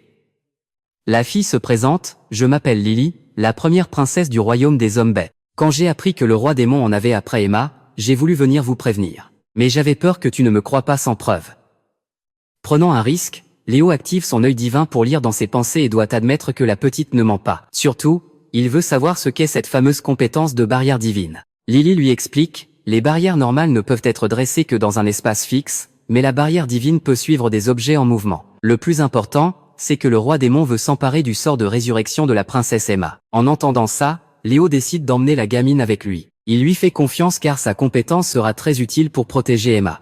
C'est d'ailleurs pour ça qu'il la laisse l'accompagner, pour qu'elle prouve son utilité, comme elle le prétend.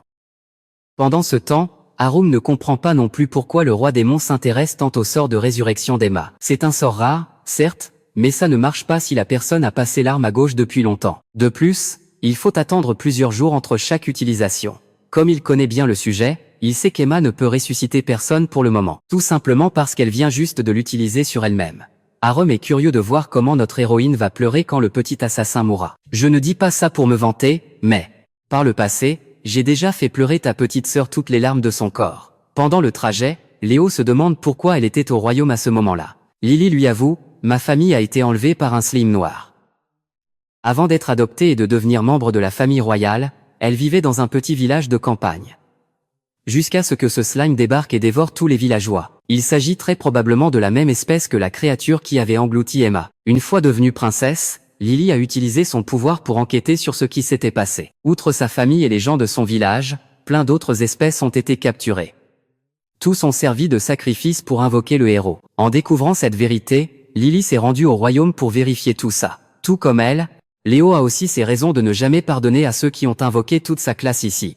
Le matou le confirme, cette excuse de repousser l'invasion des démons, c'est du pur bidon. Ça fait 100 ans que les démons n'ont jamais été les premiers à attaquer. En entrant dans le labyrinthe, Léo a bien l'intention d'utiliser sa magie des ombres pour balayer tous les monstres d'un coup et gagner du temps. En entendant ça, le matou conseille à son maître d'économiser ses forces, car leur adversaire est un démon. Il pourrait se transformer pour nettoyer le menu fretin, mais il a peur de perdre la raison. Léo le rassure. « Ne t'en fais pas, mon grand. Tant que je suis là, tout ira bien pour toi. » Rassuré par la confiance absolue de son maître, le matou se transforme sereinement en chien à 3 têtes pour écraser tous ceux qui se dressent sur leur chemin. Tout en avançant, Léo n'arrête pas d'appeler son matou. Mais il n'obtient aucune réponse. Par chance, sa voix parvient à atteindre son esprit, ce qui aide la bête à garder les idées claires. Retenant la leçon, il se met à papoter tout en marchant pour éviter que le matou ne perde la boule. Autrefois, le tout premier roi démon avait attaqué les autres races, attirant ainsi la haine du monde entier sur les démons. Depuis ce jour, tout le monde a ce préjugé, le roi démon est l'incarnation ultime du mal, destiné à être tué par le héros. C'est aussi pour ça qu'il y a eu tant de tragédies. L'épouse du roi démon d'il y a quelques générations a été assassinée par un type obsédé par l'idée de devenir un héros. L'ironie du sort, c'est que le roi démon de l'époque était quelqu'un de profondément bon, et pourtant, c'est lui qui a subi ce drame. En gros, ce que le matou veut dire, c'est que chez les démons, il y a de tout. Il y a ceux qui traitent les autres races comme des insectes, mais il y a aussi ceux qui veulent éviter les conflits et vivre en paix. Léo grave les paroles du matou dans sa mémoire, puis fonce tête baissée vers l'endroit où notre héroïne est prisonnière. Il bondit alors et demande à Lily de protéger Emma avec une barrière. Honnêtement, Arum est un peu surpris, Léo est arrivé bien plus vite qu'il ne l'imaginait. Et en plus, il s'est pointé avec le bras droit du roi démon. Malheureusement, le matou est à bout de force et ne peut plus aider son maître. Emma s'excuse, l'air abattu, c'est de ma faute si on en est là. Notre héros lui répond avec un sourire, tu sais bien que je n'en fais toujours qu'à ma tête. J'ai décidé que je ne te céderai à personne. En entendant ça, Emma est touchée, elle ne s'attendait pas à ce qu'il aille si loin pour elle. Face à cette scène, Arum ne peut s'empêcher d'applaudir, chapeau, le petit assassin. T'es un vrai tombeur. C'est juste dommage que tu sois sur le point de creuser ta propre tombe. Le matou s'interroge. Le roi démon n'avait pas ordonné de guider Léo jusqu'au château? Arum répond, d'un air innocent. Bah, le roi démon a dû changer d'avis. Parce que l'ordre que j'ai reçu, c'est de capturer la princesse elfe vivante et de la ramener, un point c'est tout. Soudain, Léo se faufile dans son dos pour une attaque surprise, mais il est bloqué. Il recule prudemment pour mettre de la distance, mais à sa grande surprise, son adversaire lui fait couler un peu de sang avec sa lance. Notre héros serre les dents et enchaîne les coups d'épée, mais le niveau d'Arum est juste hors catégorie. Il se moque, partout avec une facilité déconcertante, et fait tournoyer sa lance dans sa main. Voyant que le gamin est toujours aussi têtu, il lui offre un coup gratuit dans la jambe en prime. Le matou lui signale que cette lance est imprégnée d'une magie très concentrée, sans la barrière de Lily, son maître y passait. Conscient que s'il continue à se battre comme ça, il va finir par clancer tôt ou tard, Léo prend la décision d'activer la magie des ombres. En absorbant les gouttes de sang tombées au sol, Léo parvient à créer des bêtes de l'ombre pour attaquer en meute. Pris au dépourvu par cet assaut groupé, Arum n'a pas le temps de riposter. Pendant qu'il est occupé avec les bêtes de l'ombre, Léo saute sur l'occasion pour lui placer quelques coups bien sentis, blessant ainsi son ennemi. Tout le monde est bluffé par la scène, qui aurait cru que notre héros réussirait à toucher un démon de rang 3. Poussé dans ses retranchements, Arum est forcé d'utiliser sa flûte pour invoquer de puissants monstres à la rescousse. En voyant Léo encerclé par ses 3 bêtes, il jubile. Dans un moment de désespoir, Lily donne tout ce qu'elle a pour déployer la barrière divine de renvoi. Grâce à cette défense en béton, notre héros parvient à esquiver l'attaque des 3 monstres. Dès la fin de l'assaut, Lily s'effondre, vidée de sa magie. Quant aux 3 malheureux monstres, ils se font régler leur compte en un clin d'œil. Le démon étant affaibli, Emma retrouve enfin sa mobilité. Bien que Léo pointe son arme sur lui, Arum ne bronche pas d'un poil. Allez, achève-moi vite. Avant que je ne récupère. Léo hésite, incapable de porter le coup de grâce, parce que ce démon ressemble vraiment trop à un humain. Pendant qu'il hésite, le démon de rang 2 se téléporte sur place pour taper la discute, mettant tout le monde sur le qui-vive. On dirait bien que Léo s'est fait coincer entre le marteau et l'enclume. Épisode 7. Dès qu'il pose les yeux sur ce démon, l'instinct de Léo lui hurle de ne surtout pas l'affronter directement. Le supérieur claque des doigts pour lancer un sort et jette Arum sur le côté pour libérer le passage. Dans la foulée, il détruit la barrière avec une facilité déconcertante, laissant Lily sous le choc. Une fois neutralisé, il n'hésite pas une seconde et blesse Emma avec la foudre de la souffrance divine. En voyant ça, Léo panique et accourt vers elle. Elle est toujours en vie, mais salement amochée. Même s'il bout de rage, il doit s'efforcer de garder son calme, car son adversaire n'est pas n'importe qui. Léo sait qu'il ne fait pas le poids et cherche désespérément un moyen de se tirer de là. Comme s'il lisait dans ses pensées, le démon bloque instantanément toutes les issues, avec un cercle de barrière magique. En plus, il est curieux de connaître la signification du nom de Léo, ce qui éveille les soupçons de notre héros. Sans rien lui cacher, le gars avoue qu'il a, lui aussi, vécu au Japon. Je suis venu pour ramener la princesse. Je crains que ce soit la fin pour toi. Sur ces mots, le binoclard a déclenché une série d'attaques super vicieuses, blessant Léo. Le jeune homme a essayé de garder son sang-froid et a foncé pour le combattre au corps à corps, mais c'était peine perdue. Et comme si ça ne suffisait pas, il devait esquiver la pluie de coups de son ennemi. Acculé, notre héros n'a pas eu d'autre choix que d'utiliser sa magie des ombres pour absorber les attaques. Trouvant la technique plutôt sympa, le binoclard était curieux de voir ce qu'elle donnerait à pleine puissance. Mais bon, s'il traînait trop, il allait se faire taper sur les doigts. Alors il a décidé d'en finir là. Alors qu'il s'apprêtait à porter le coup de grâce, il a été surpris de voir le chat noir se ranger du côté de Léo. Alors comme ça, tu as changé de camp? Le matou lui a répondu d'un ton ferme, je n'ai plus la moindre intention de retourner sous les ordres du roi démon. Dans la foulée, il a supplié Léo d'annuler leur pacte maître-serviteur. Il suffit que nous soyons tous les deux d'accord pour le rompre sur le champ. Je vais me sacrifier pour emporter ce type avec moi dans la tombe. Mon maître, il est hors de question que vous mouriez. Mais Léo a catégoriquement refusé sa proposition, persuadé qu'il pouvait gagner en unissant leurs forces. Fais-moi confiance et parie ta vie sur moi. Face à ça, le matou n'a pu que s'avouer vaincu. Son maître a toujours été une vraie tête brûlée. Sur ce, il a pris l'apparence du sage Dylan pour affronter le binoclard. Le hic, c'est que le matou ne pouvait pas maintenir cette forme indéfiniment, il fallait donc en finir au plus vite. Lors de l'assaut suivant, notre petite majesté poilue a fait un bond en arrière pour esquiver avant de riposter avec un rayon de lumière. Voyant ça, le binoclard a claqué des doigts et invoqué un cercle magique de protection. Fort de la confiance de son maître, le matou a violemment abattu sa masse. Mais contre toute attente, l'arme s'est fracassée en 1000 morceaux. Sans perdre une seconde, le démon a fait s'abattre une pluie d'éclairs qui a fait détaler notre duo à toute vitesse. Sachant pertinemment qu'il finirait par se faire toucher, Léo a enveloppé son corps de magie des ombres pour affronter son adversaire de front. Les éclairs qui n'arrêtaient pas de tomber en plein combat commençaient vraiment à le saouler, alors il a utilisé ses ombres pour désactiver ce foutu cercle magie. Voyant que notre héros n'avait plus de bouclier, le binoclard lui a sauté dessus avec une série d'attaques acharnées. Alors que le démon prenait le dessus, le matou lui a bondi dessus pour lui couper l'herbe sous le pied. Il s'est tourné vers Léo avec un regard complice, l'air de lui donner un signal, puis est reparti à la charge. En plein cœur de l'action, Léo s'est dit avec nostalgie, si seulement le commandant Dylan était encore en vie, on aurait pu se battre côte à côte, exactement comme ça. Les deux faisaient une super équipe, enchaînant des coups d'épée d'une précision chirurgicale qui ont fait tituber le démon. Léo lui a même gravé une belle petite cicatrice dans le dos. Mais en guise de réponse, le type s'est contenté de sourire. Vous croyez vraiment m'avoir acculé? S'est-il moqué avant de claquer des doigts. Avant même que la transformation du matou ne s'estompe, Léo s'était déjà mis en position pour porter le coup fatal. Mais coup de théâtre. Emma l'a transpercé de part en part, lui faisant cracher une gerbe de sang. En reprenant ses esprits, la jeune fille a fondu en larmes, terrifiée en réalisant qu'elle venait d'attaquer Léo contre son gré. Tous ceux qui assistaient à la scène étaient pétrifiés, incapables d'en croire leurs yeux.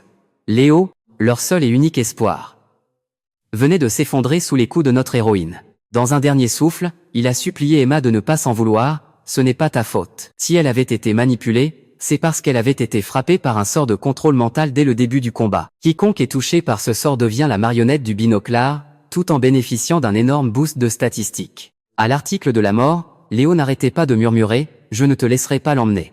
Je dois survivre. Je dois venger le commandant et rentrer chez moi. » Totalement impuissante, Emma n'a pu que hurler de chagrin en regardant Léo s'éteindre lentement à l'agonie. Et là, à l'instant même où son cœur s'est arrêté, le système est intervenu pour le soigner, laissant tout le monde bouche bée. Le binoclard a bien essayé de l'achever, mais son cercle magique a été complètement annihilé par la puissante aura qui se dégageait du garçon.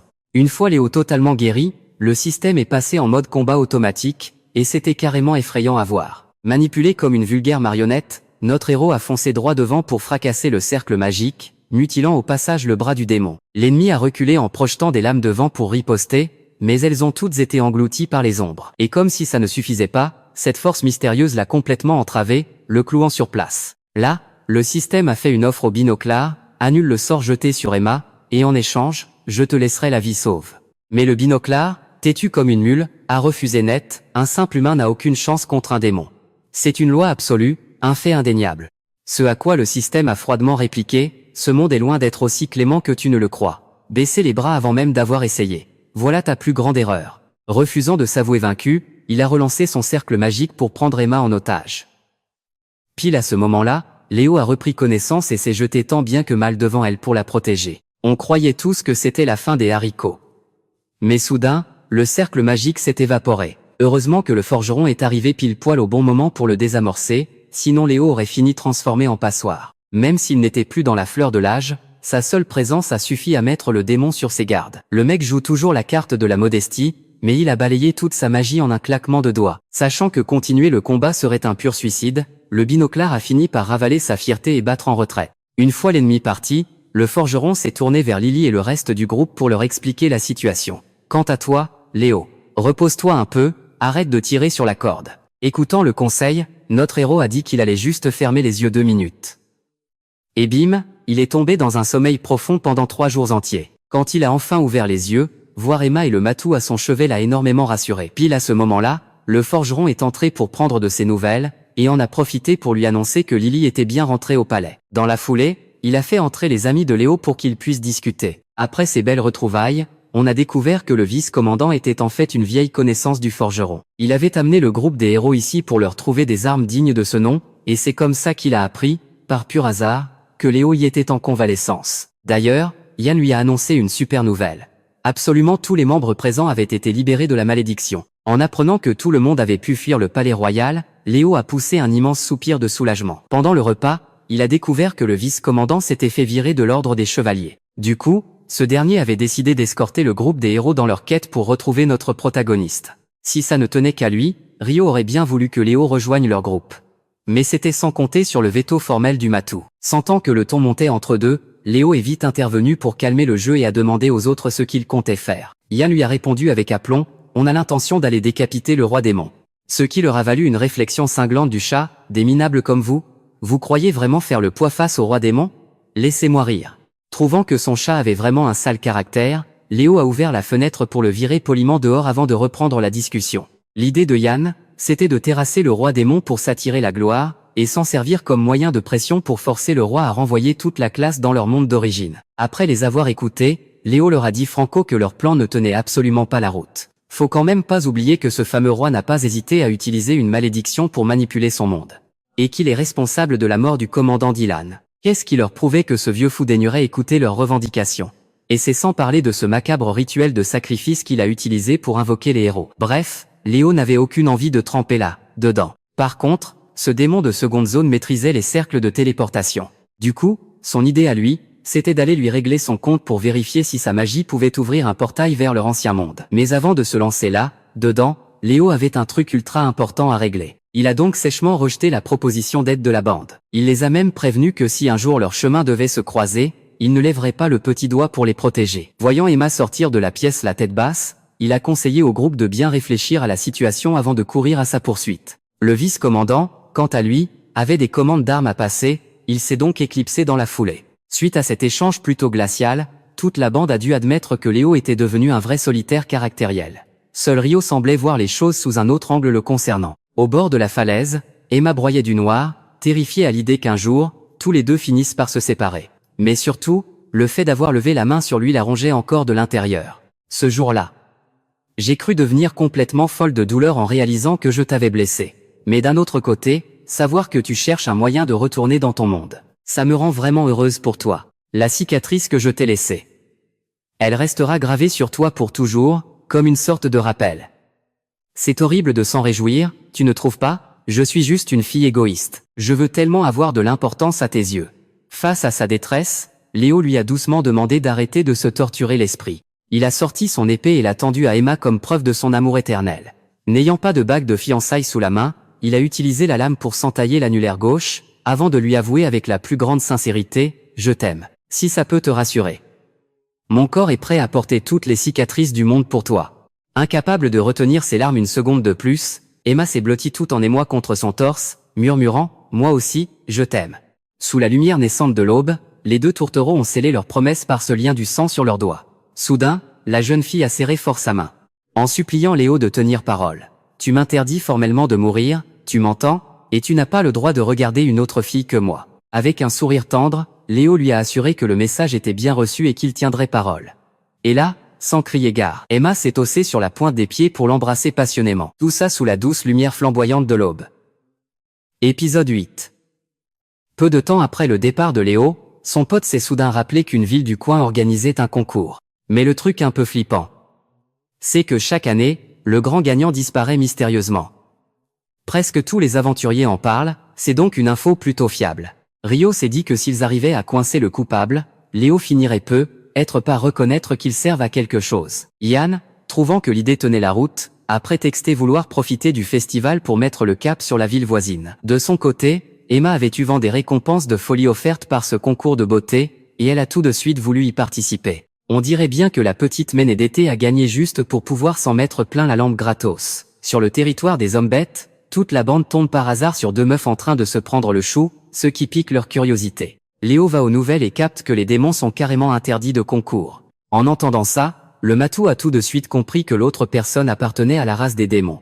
La fille s'est présentée très amicalement sous le nom de Karen, ce qui a rendu Léo un peu méfiant. Alors qu'elle demandait au jeune homme de l'aider à négocier, Emma a débarqué et les a poussés tous les deux sur le côté. Ensuite, elle a posé son médaillon sur le comptoir, pétrifiant l'employé sur place. Elle ne s'attendait pas du tout à se retrouver face à la princesse des elfes. Une fois les formalités d'inscription terminées, la petite a piqué une crise. « Tu as le culot de flirter avec une autre fille que moi, hein ?» Voyant cela, Karen a continué de râler.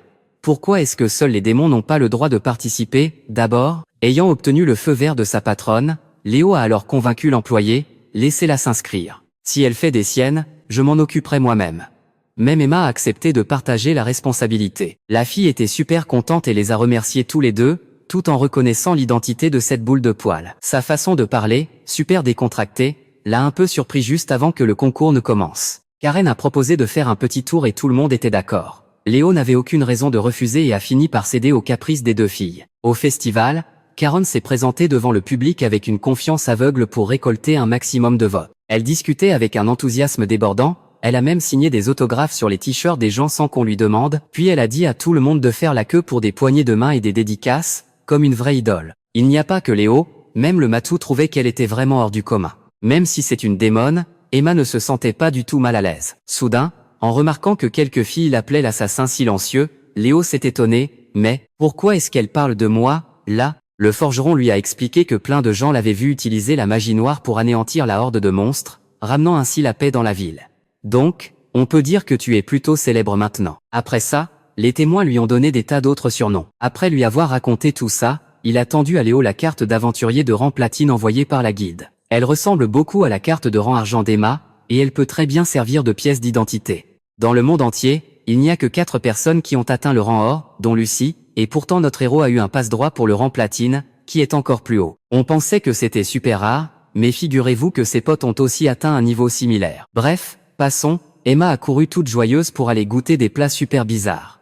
Quant à Rio, il s'est fait embarquer par ses potes pour aller jouer à la loterie. Ayant un mauvais pressentiment, Léo a demandé au chat de suivre et de surveiller Emma pour l'aider. S'il y a un type qui vient lui parler, tu le fais taire direct. En voyant sa copine s'intégrer super vite avec les autres filles de la classe, Léo s'est senti beaucoup plus rassuré. Pour être franc, ça l'intriguait un peu de voir le forgeron participer à ce genre d'événement si animé. Soudain, le grand frère a révélé, si je n'ai pas vengé ma petite sœur, c'est parce que je suis devenu trop vieux. J'ai beau avoir l'air d'un beau gosse musclé, ma force a diminué depuis bien longtemps. L'enfoiré qui s'en est pris à ma sœur est toujours escorté par une garde d'élite. Ce type fait partie de la famille royale et c'est aussi lui qui dirige des gangs de voleurs à l'échelle internationale. Il y a de fortes chances que ce soit lui qui ait vendu les informations aux démons sur la position d'Emma. Pendant que Léo dormait, il a mené son enquête, donc il en est certain. Au passage, il lui a lâché le bâton magique de Lily. C'est moi qui l'ai fabriqué. La pierre magique est entrée en résonance avec des restes de matériaux que je gardais. C'est pour ça que la dernière fois, il savait qu'il était en danger et qu'il est venu le sauver. Mais il a fait ça exprès pour que Léo se sente redevable envers lui. Comme ça, le forgeron pourra l'engager pour accomplir une mission qu'il ne pourra tout simplement pas refuser. Avant d'aller louer une chambre, le grand frère n'a pas oublié de donner quelques conseils à notre héros, puis il est parti avec le vice-capitaine. Pendant que le concours de beauté battait son plein, les mecs ont eu la chance d'avoir de super places réservées par le forgeron pour mater les filles. On aurait dit qu'ils étaient juste là pour se rincer l'œil. Soudain, Rio a remarqué que Léo avait l'air super tendu. Est-ce qu'il y aurait un truc louche dans ce concours? Comme c'était des places VIP, toute la bande pouvait utiliser des jumelles pour observer de loin. Parmi toutes les participantes, beaucoup de gens voyaient Emma comme la grande favorite. À la fois magnifique et toute mignonne, pas étonnant que notre héros soit complètement sous le charme. Lors du dernier passage, Léo a remarqué que Karen était en train de poser des cristaux sur la scène. Il a paniqué, croyant qu'elle allait lancer un sort pour saboter le concours. Mais pas du tout. La petite a juste utilisé ces 2 cristaux pour mettre en valeur sa présentation devant tout le public. S'il vous plaît, votez tous pour moi. Pour la toute première fois dans l'histoire, 2 filles exceptionnelles sont arrivées à égalité à la première place, ce qui a mis une ambiance de folie au concours. Après la compétition, Carole a encore une fois dragué. Alors, je t'intéresse? Léo lui a répondu avec le plus grand des calmes, je n'ai Dieu que pour Emma.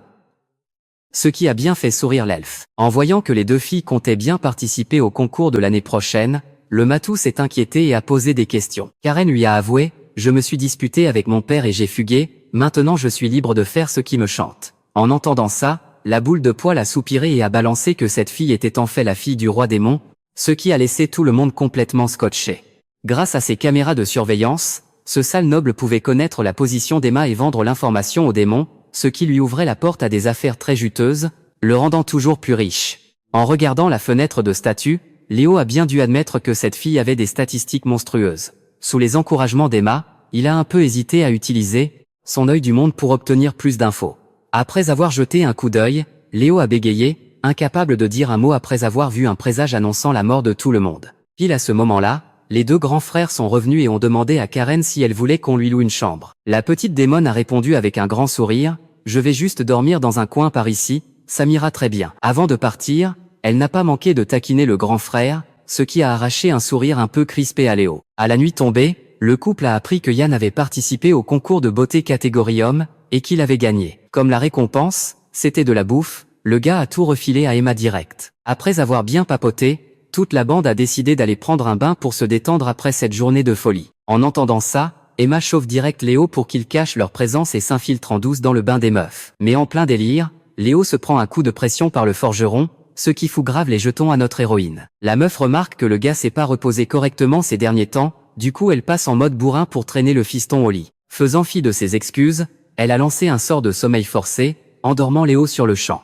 Ensuite, elle est retournée au salon pour le confronter. Qu'est-ce que vous avez bien pu raconter à mon copain? Je vous interdis de forcer Léo à faire des choses qu'il n'a pas envie de faire. Le forgeron lui a alors rappelé, n'oublie pas qu'il a hésité avant d'achever ce démon. Ce n'est pas parce qu'il ne le voulait pas, peut-être, puis il a affirmé, je n'ai aucune intention de forcer Léo. Tout dépendra uniquement de son choix. C'est pour te protéger qu'il était prêt à faire ce qu'il détestait. En entendant cela, Emma a commencé à se poser des questions, il irait jusque-là pour moi? Le lendemain matin, comme Léo faisait encore la grasse matinée, le reste du groupe est parti récupérer la récompense sans lui. C'était le moment idéal pour attraper le coupable derrière ce trafic d'êtres humains. Par précaution, ils allaient tous garder un œil attentif sur le moindre geste de Karen. Mais à peine ont-ils mis les pieds dans le bâtiment abandonné pour récupérer leur prime, qu'ils se sont retrouvés encerclés par un groupe d'assassins armés jusqu'aux dents. Emma a tout de suite compris quelle était leur cible. Bien évidemment, elle a refusé d'aller voir cette ordure de noble, ce qui a poussé les assassins à employer la force. Mais avant même que la bagarre n'éclate, notre héroïne a utilisé une sphère de gravité pour tous les clouer au sol. Écrasée par la pression, Emma l'a interrogé, « Qu'est-ce que ce sale noble me veut ?» L'assassin a fini par cracher le morceau. Les anciens vainqueurs ont été capturés pour que leurs organes soient vendus. Quand les rumeurs commençaient à circuler, le noble achetait le silence des gens avec son fric. Folle de rage, Emma ne s'attendait pas à ce qu'on leur réserve un tel sort. Heureusement que Karen a bondi pour la retenir, sinon elle aurait écrabouillé les assassins comme des crêpes. Karen a pris leur défense, même les pires criminels ont leur propre histoire. On n'a pas le droit d'ôter la vie de qui que ce soit. Bizarrement, Léo pouvait voir exactement tout ce qu'Emma voyait à ce moment-là. À travers ses yeux, il a compris que Karen était une vraie justicière, si vous voulez liquider ces assassins, faites-le dans mon dos. Heureusement que Karen est intervenue, sinon Léo aurait vu sa copine massacrer ces types de sang-froid. En même temps, il s'est demandé ce qu'Emma penserait si elle découvrait qu'il avait descendu un gars. Épisode 9. Autrefois, la mère du vice-capitaine était l'une des disciples du forgeron, mais incapable de supporter la rudesse de l'entraînement. Elle a fini par faire une dépression nerveuse. Comme je n'avais pas de père, c'est lui qui m'a élevé depuis ce jour-là. Pour le vice-capitaine, le forgeron était à la fois un bienfaiteur et un père, et il ne lui en voulait pas du tout pour ce qui était arrivé à sa mère. En bref, il avait aidé énormément de gens, et Léo en faisait partie. C'est à toi de voir si tu veux lui renvoyer l'ascenseur ou non. Après avoir terminé son inspection, le matou est revenu faire son rapport. Les sous-fifres du noble avaient planqué des mouchards absolument partout. Leur but? Espionner et surveiller le vainqueur du tournoi. Et ce n'était pas seulement dans ce pays, même le palais royal était bourré de caméras de sécurité. Le chat a expliqué que les héros de la génération précédente avaient recréé ça avec de la magie, et qu'il y avait même un pays entier qui s'était amusé à imiter le Japon. Piqué par la curiosité, Léo voulait voir ça de ses propres yeux.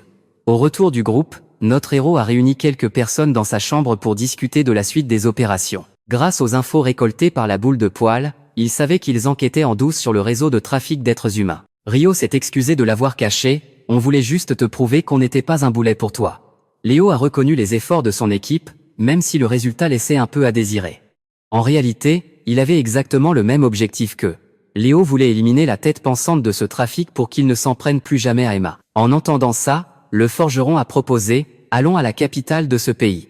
Ce noble y occupe le poste de maître de la guilde des aventuriers. Remarquant que Léo hésitait à embarquer ses amis dans cette galère, le forgeron lui a fait une promesse. « Si tu arrives à régler mon problème, je te guiderai jusqu'au territoire des démons. » Le vice-capitaine a alors suggéré « Je vais d'abord escorter le groupe de héros jusqu'aux frontières du territoire des démons. Puis on attendra l'arrivée du groupe de Léo pour reprendre la route tous ensemble. » Soudain, le forgeron s'est tendu, refusant catégoriquement que la bande s'approche de la mère du vice-capitaine. Léo était perplexe, comment pouvait-elle être encore en vie, alors que ce vieux monsieur avait commencé à vieillir depuis un bail? L'expliquer prendrait une éternité, alors la bande est revenue au sujet principal. Le forgeron a dit au groupe de héros de marcher vers l'ouest et de les attendre dans une cabane jusqu'aux retrouvailles. Le plan était réglé comme du papier à musique, il ne restait plus qu'à boucler les préparatifs. Avant de lever le camp, Emma a froncé les sourcils pour le recadrer, arrêté d'imposer des fardeaux bizarres à Léo.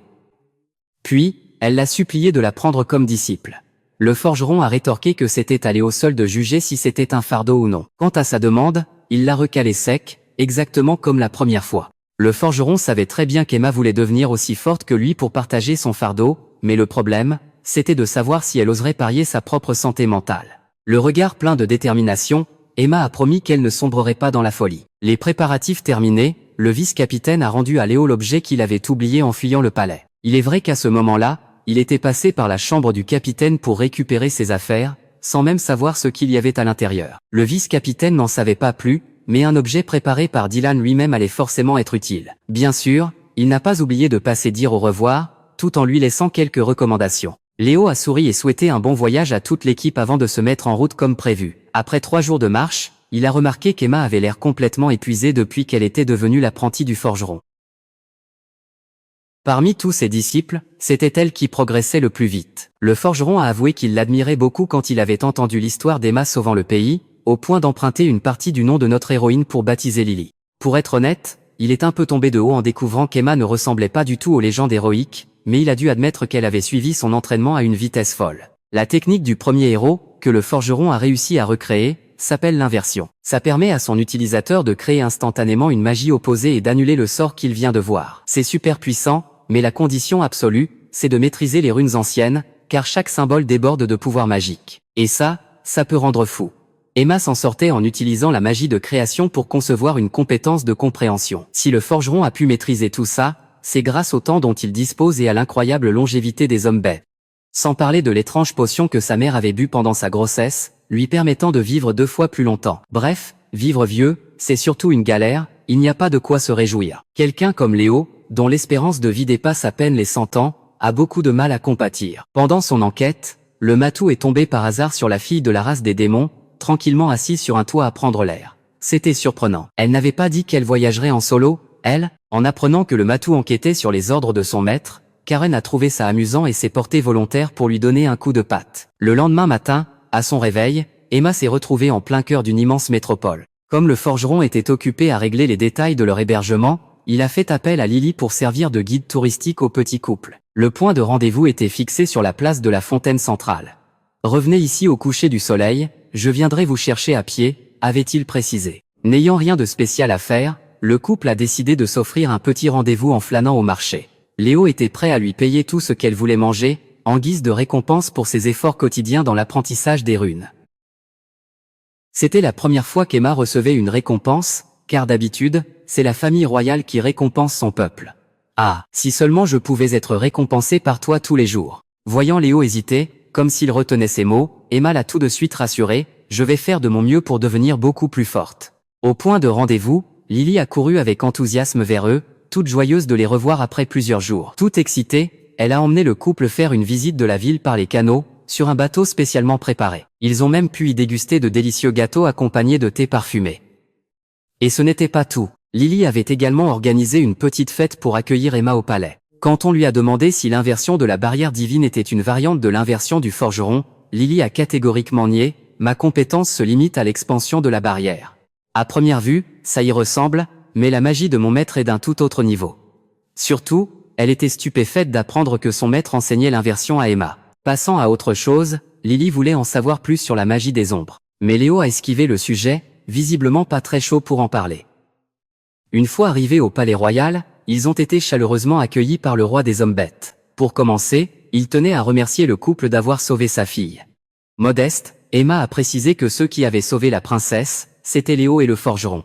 Du coup, le roi a fait volte-face et remercié le forgeron, ignorant totalement notre héros. Sollicité par le roi pour un service, Léo a gardé un visage de marbre, répondant qu'il verrait selon le travail demandé, ce qui a fait bouillir de rage le garde du corps. Tu manques totalement de respect, toi. Après avoir fait taire son garde, le roi a demandé à notre héros d'assassiner un noble de la famille royale pour la sécurité du pays. Par chance, ce type était déjà dans la ligne de mire de Léo, ce qui a grandement facilité la négociation. En fait, le roi trouvait que ce noble prenait beaucoup trop de liberté. S'il le laissait faire, le prestige de la royauté en prendrait un sacré coup.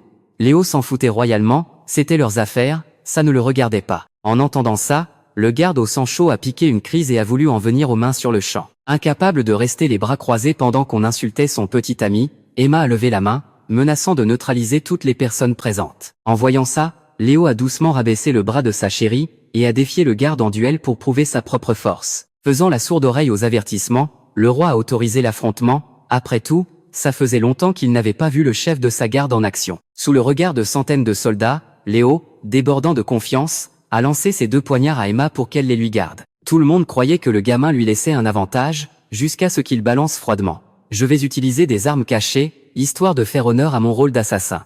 Dès le début du combat, le centaure s'est servi de sa hache de guerre pour projeter de la terre et des pierres sur son adversaire. Imperturbable, Léo a esquivé l'attaque, évaluant la puissance du garde tout en se déplaçant. Ses coups étaient rapides et puissants, mais bien trop prévisibles. Après que notre héros ait entravé ses jambes avec une corde, le centaure a tenté de le ramener vers lui pour le frapper, en vain. Avec agilité, Léo a bondi sur un toit voisin, a pris son élan, et a foncé pour un face-à-face. Avant même que la pointe de la lance ne l'effleure, il a vivement changé d'arme pour neutraliser celle de son adversaire, puis s'est glissé dans son dos, la lame sous la gorge, mettant fin au combat à la stupeur générale. Même le roi ne s'attendait pas à ce que ce duel soit aussi expéditif. Bien que ce soit dur à avaler, il a promis de ne pas interférer dans les actions de Léo. Honnêtement, le roi trouvait la relation entre Emma et notre héros absolument répugnante. Après tout, leurs espérances de vie n'avaient strictement rien à voir. Sur ce, il a demandé à Lily de les raccompagner jusqu'au quai sans même daigner se retourner. Voyant qu'Emma était pensive, du quai jusqu'à la fin de l'après-midi, Léo n'a cessé de dédramatiser la situation.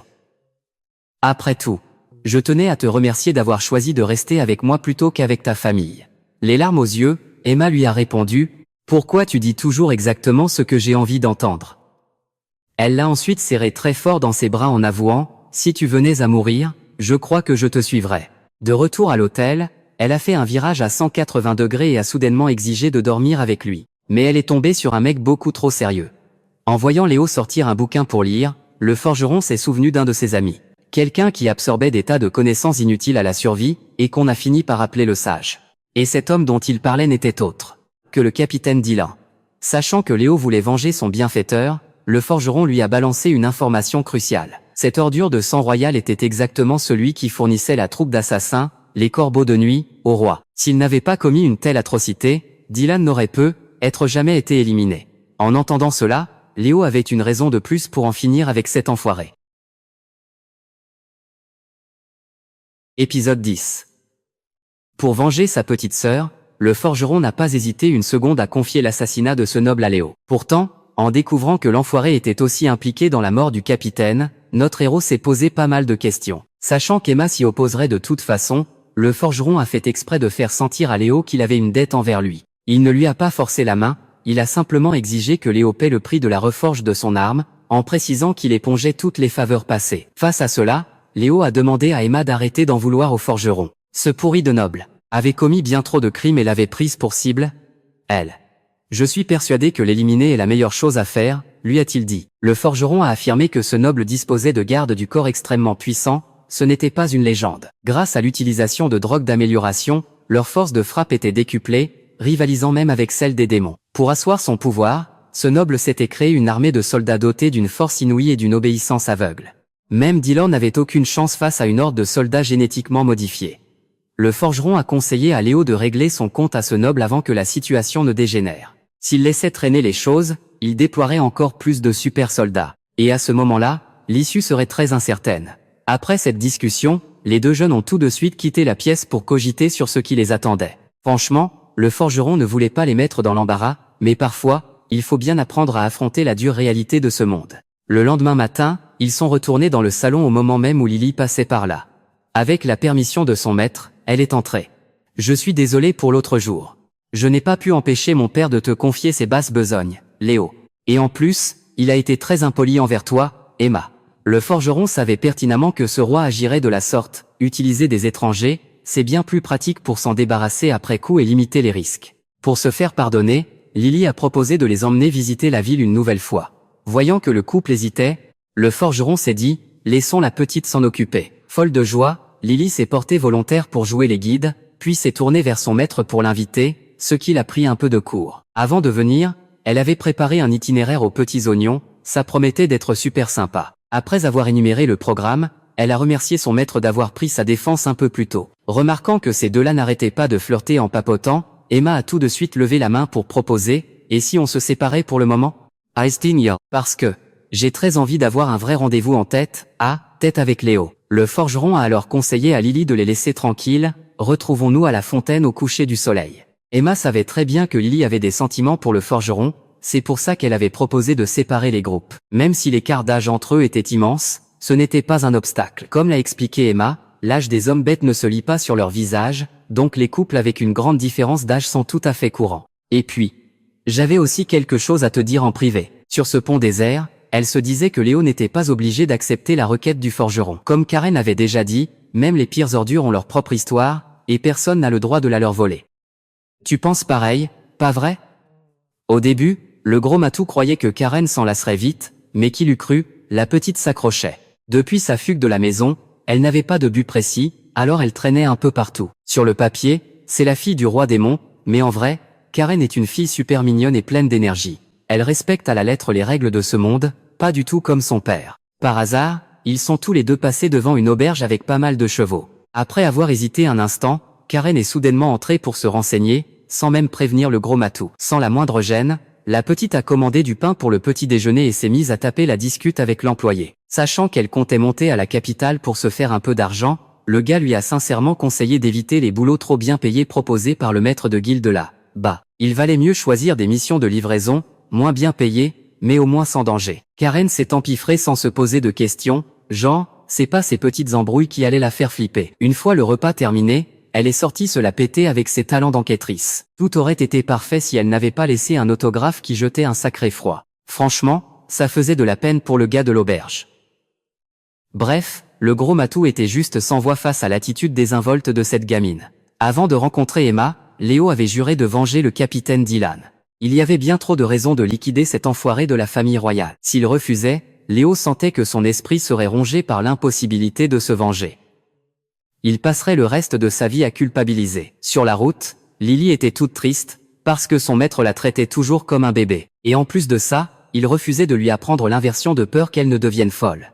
Mais bon, passons, le maître a emmené Lily voir un champ de licorie. C'était la première fois que la petite voyait cette fleur, vu qu'elle avait été ramenée par un héros d'une autre époque. En la voyant essayer de la toucher par curiosité, le forgeron lui a vite attrapé la main pour la reculer, parce qu'il paraît que c'est toxique. Léo avait dit un jour que le licori représentait le monde où vont les morts. C'est être pour ça que c'est aussi beau. Même si la signification est un peu sombre, les deux devaient avouer que l'endroit était magnifique et super calme. Lily a lâché, si Maître amène quelqu'un ici pour se déclarer, ça marchera à coup sûr.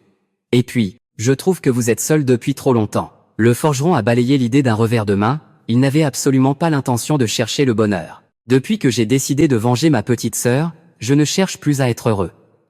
Un type comme moi, qui s'apprête à briser la vie d'un autre, n'en a pas le droit. De leur côté, pour avoir de quoi manger, le groupe des héros a dû partir chasser des bêtes dans la forêt. Aujourd'hui, ils ont réussi à abattre un ours énorme, donc ils auront assez de bidoches pour les prochains jours. Leur mission, c'est juste de se rendre au point de rendez-vous, alors c'est plutôt la planque. Mais bon, ça ne veut pas dire qu'ils peuvent baisser leur garde. D'après le vice-capitaine, le camping devient hyper dangereux dès qu'on commence à s'y habituer, alors il ne faut surtout pas prendre ça à la légère. Posé près du feu de camp, Yann a avoué qu'il n'aimait pas Léo depuis un bail, surtout parce que l'autre lui mettait tout le temps des vents, et ça le saoulait. Yann se disait que le mec n'en avait probablement rien à foutre de leur groupe, vu que Léo était largement plus fort qu'eux. Au final, le groupe des héros n'était qu'un peu plus balèze que des gens normaux.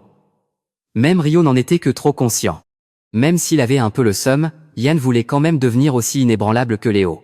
En entendant ça, Rio était content de voir qu'il voulait s'améliorer au lieu de rager dans son coin. Après avoir passé toute la journée à y réfléchir, Léo voulait toujours accepter cette mission. Comme Emma l'avait dit, il hésitait encore, mais ce n'était pas le plus important. Ce qui lui faisait peur, c'était qu'elle lui tourne le dos s'il allait jusqu'au bout. Emma l'a rassuré avec douceur, « Je ne te déteste pas du tout, Léo. C'est juste que je veux que la personne que j'aime puisse être elle-même. » Par hasard, Léo aperçoit un gamin en train de faire un caprice à sa mère pour qu'elle lui achète un truc. Cette scène lui rappelle instantanément le jour où, avec sa mère et son frère, sa sœur, ils devaient empaqueter leurs affaires pour le déménagement. Quand papa est parti, maman n'avait plus les moyens de payer un loyer aussi cher, alors on a dû déménager tous les trois dans un appartement plus abordable. Léo n'en voulait pas du tout à son père, parce qu'il comprenait la galère qu'il avait traversée. Il avait tout supporté sur ses épaules pour s'occuper de sa femme malade pendant tant d'années. Sans compter qu'il devait aussi s'occuper de nous deux, il avait sûrement atteint ses limites. À ce moment-là, ma petite sœur s'entêtait à vouloir rester ici pour toujours. Elle avait tellement peur qu'un jour, son grand frère et sa mère l'abandonnent comme papa l'avait fait. C'est pour ça que Léo lui a dit, « Je veux qu'on reste tous les trois, on ne doit plus se séparer. Je t'en supplie. » Après avoir emménagé dans le nouvel appart, Léo s'est porté volontaire pour faire la cuisine. Mais bon, comme il n'avait pas l'habitude, le repas était un peu cramé.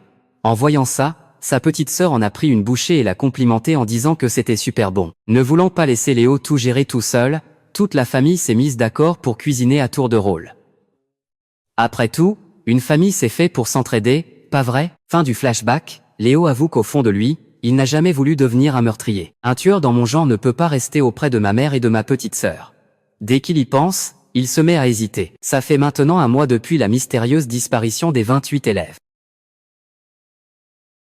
Sa mère et sa petite sœur restent convaincus qu'un jour, Léo finira par rentrer à la maison, parce que la famille, ça reste toujours soudé. Épisode 11. En arrivant à la capitale, Karen file direct au marché pour s'acheter des brochettes grillées, qu'elle dévore avec appétit.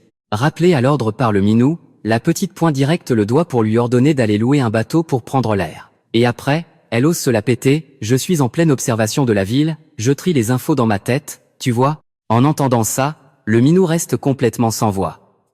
Parce que c'est flagrant qu'elle se cherche juste une excuse pour faire du tourisme. Après un moment d'observation, Karen est bien obligée de l'admettre, c'est vraiment une ville incroyable. La gamine part tremper ses pieds sans aucune gêne, tout excitée de voir la fontaine gicler dans tous les sens. De son côté, le minou est tellement dépité qu'il ne dit plus un mot et subit la situation en silence. Un peu plus tard, Karen aborde soudainement un aventurier. « Eh, tu pourrais pas me rencarder sur un boulot qui rapporte un max dans cette ville ?» Remarquant d'un coup que la petite a des formes plutôt généreuses, l'homme bête accepte de lui donner rendez-vous dans un coin paumé pour discuter de petits boulots illégaux. Grillant direct qu'il a flashé sur elle, Karen le recale sans aucune pitié, sous prétexte qu'une idole ne peut pas se permettre d'être en couple. Si elle avait accepté son offre, elle aurait pu récupérer un paquet d'informations. Mais que voulez-vous, la vie de star, c'est un vrai calvaire. Ayant reçu l'ordre de Léo par téléphone, le minou et Karen se rendent immédiatement à la gigantesque demeure du noble pour mener l'enquête. Avant de s'y infiltrer, les deux compères font un crochet par la guilde des aventuriers pour vérifier quelques trucs. Karen y entre au culot et lâche, « Vous foutez quoi, les gars ? Les trois poctrons lui expliquent que ceux qui acceptent le sale boulot du chef ont le droit de venir picoler ici. Invité par le borgne à rester sans jeter quelques-uns, Karen lui lâche un grand sourire, le force à se rasseoir pour refuser, laissant toute la bande sur le cul. En observant bien, elle a remarqué un gros décalage entre la hauteur du plafond et le deuxième étage. Du coup, il y avait de fortes chances qu'un étage secret se cache entre les deux.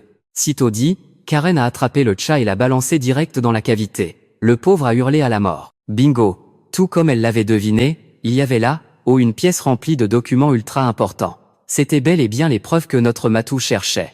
Bref, grâce au coup de main de Karen, tout a roulé comme sur des roulettes. De son côté, le matou restait hyper méfiant. Il se demandait si elle l'aidait vraiment ou si elle le mettait dans la panade.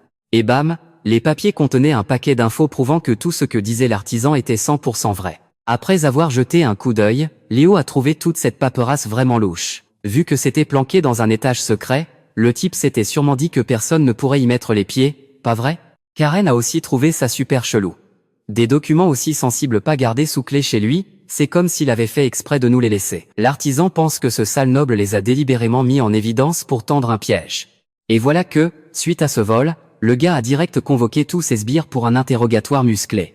Il n'y a que vous qui saviez où étaient planqués ces foutus documents. Et pourtant, ils se sont volatilisés.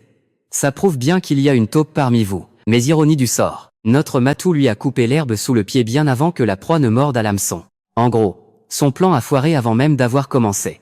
Ayant capté que l'un de ses 4 sbires avait l'air un peu trop suspect, le noble a direct ordonné son exécution publique. De quoi glacer le sang des 3 autres. Une fois la taupe liquidée, il a ordonné aux 3 survivants de traquer le voleur de la paperasse. Le premier qui le trouve aura une belle récompense. Pour assurer ses arrières, l'artisan avait graissé la patte d'un des hommes de main du noble pour qu'il fasse fuiter des infos. C'est grâce à ça qu'il a découvert le pot aux roses. L'ennemi prévoyait de monter le peuple contre le royaume pour déclencher une guerre. Le roi du camp adverse veut lui aussi déclencher cette guerre pour ressusciter sa femme décédée.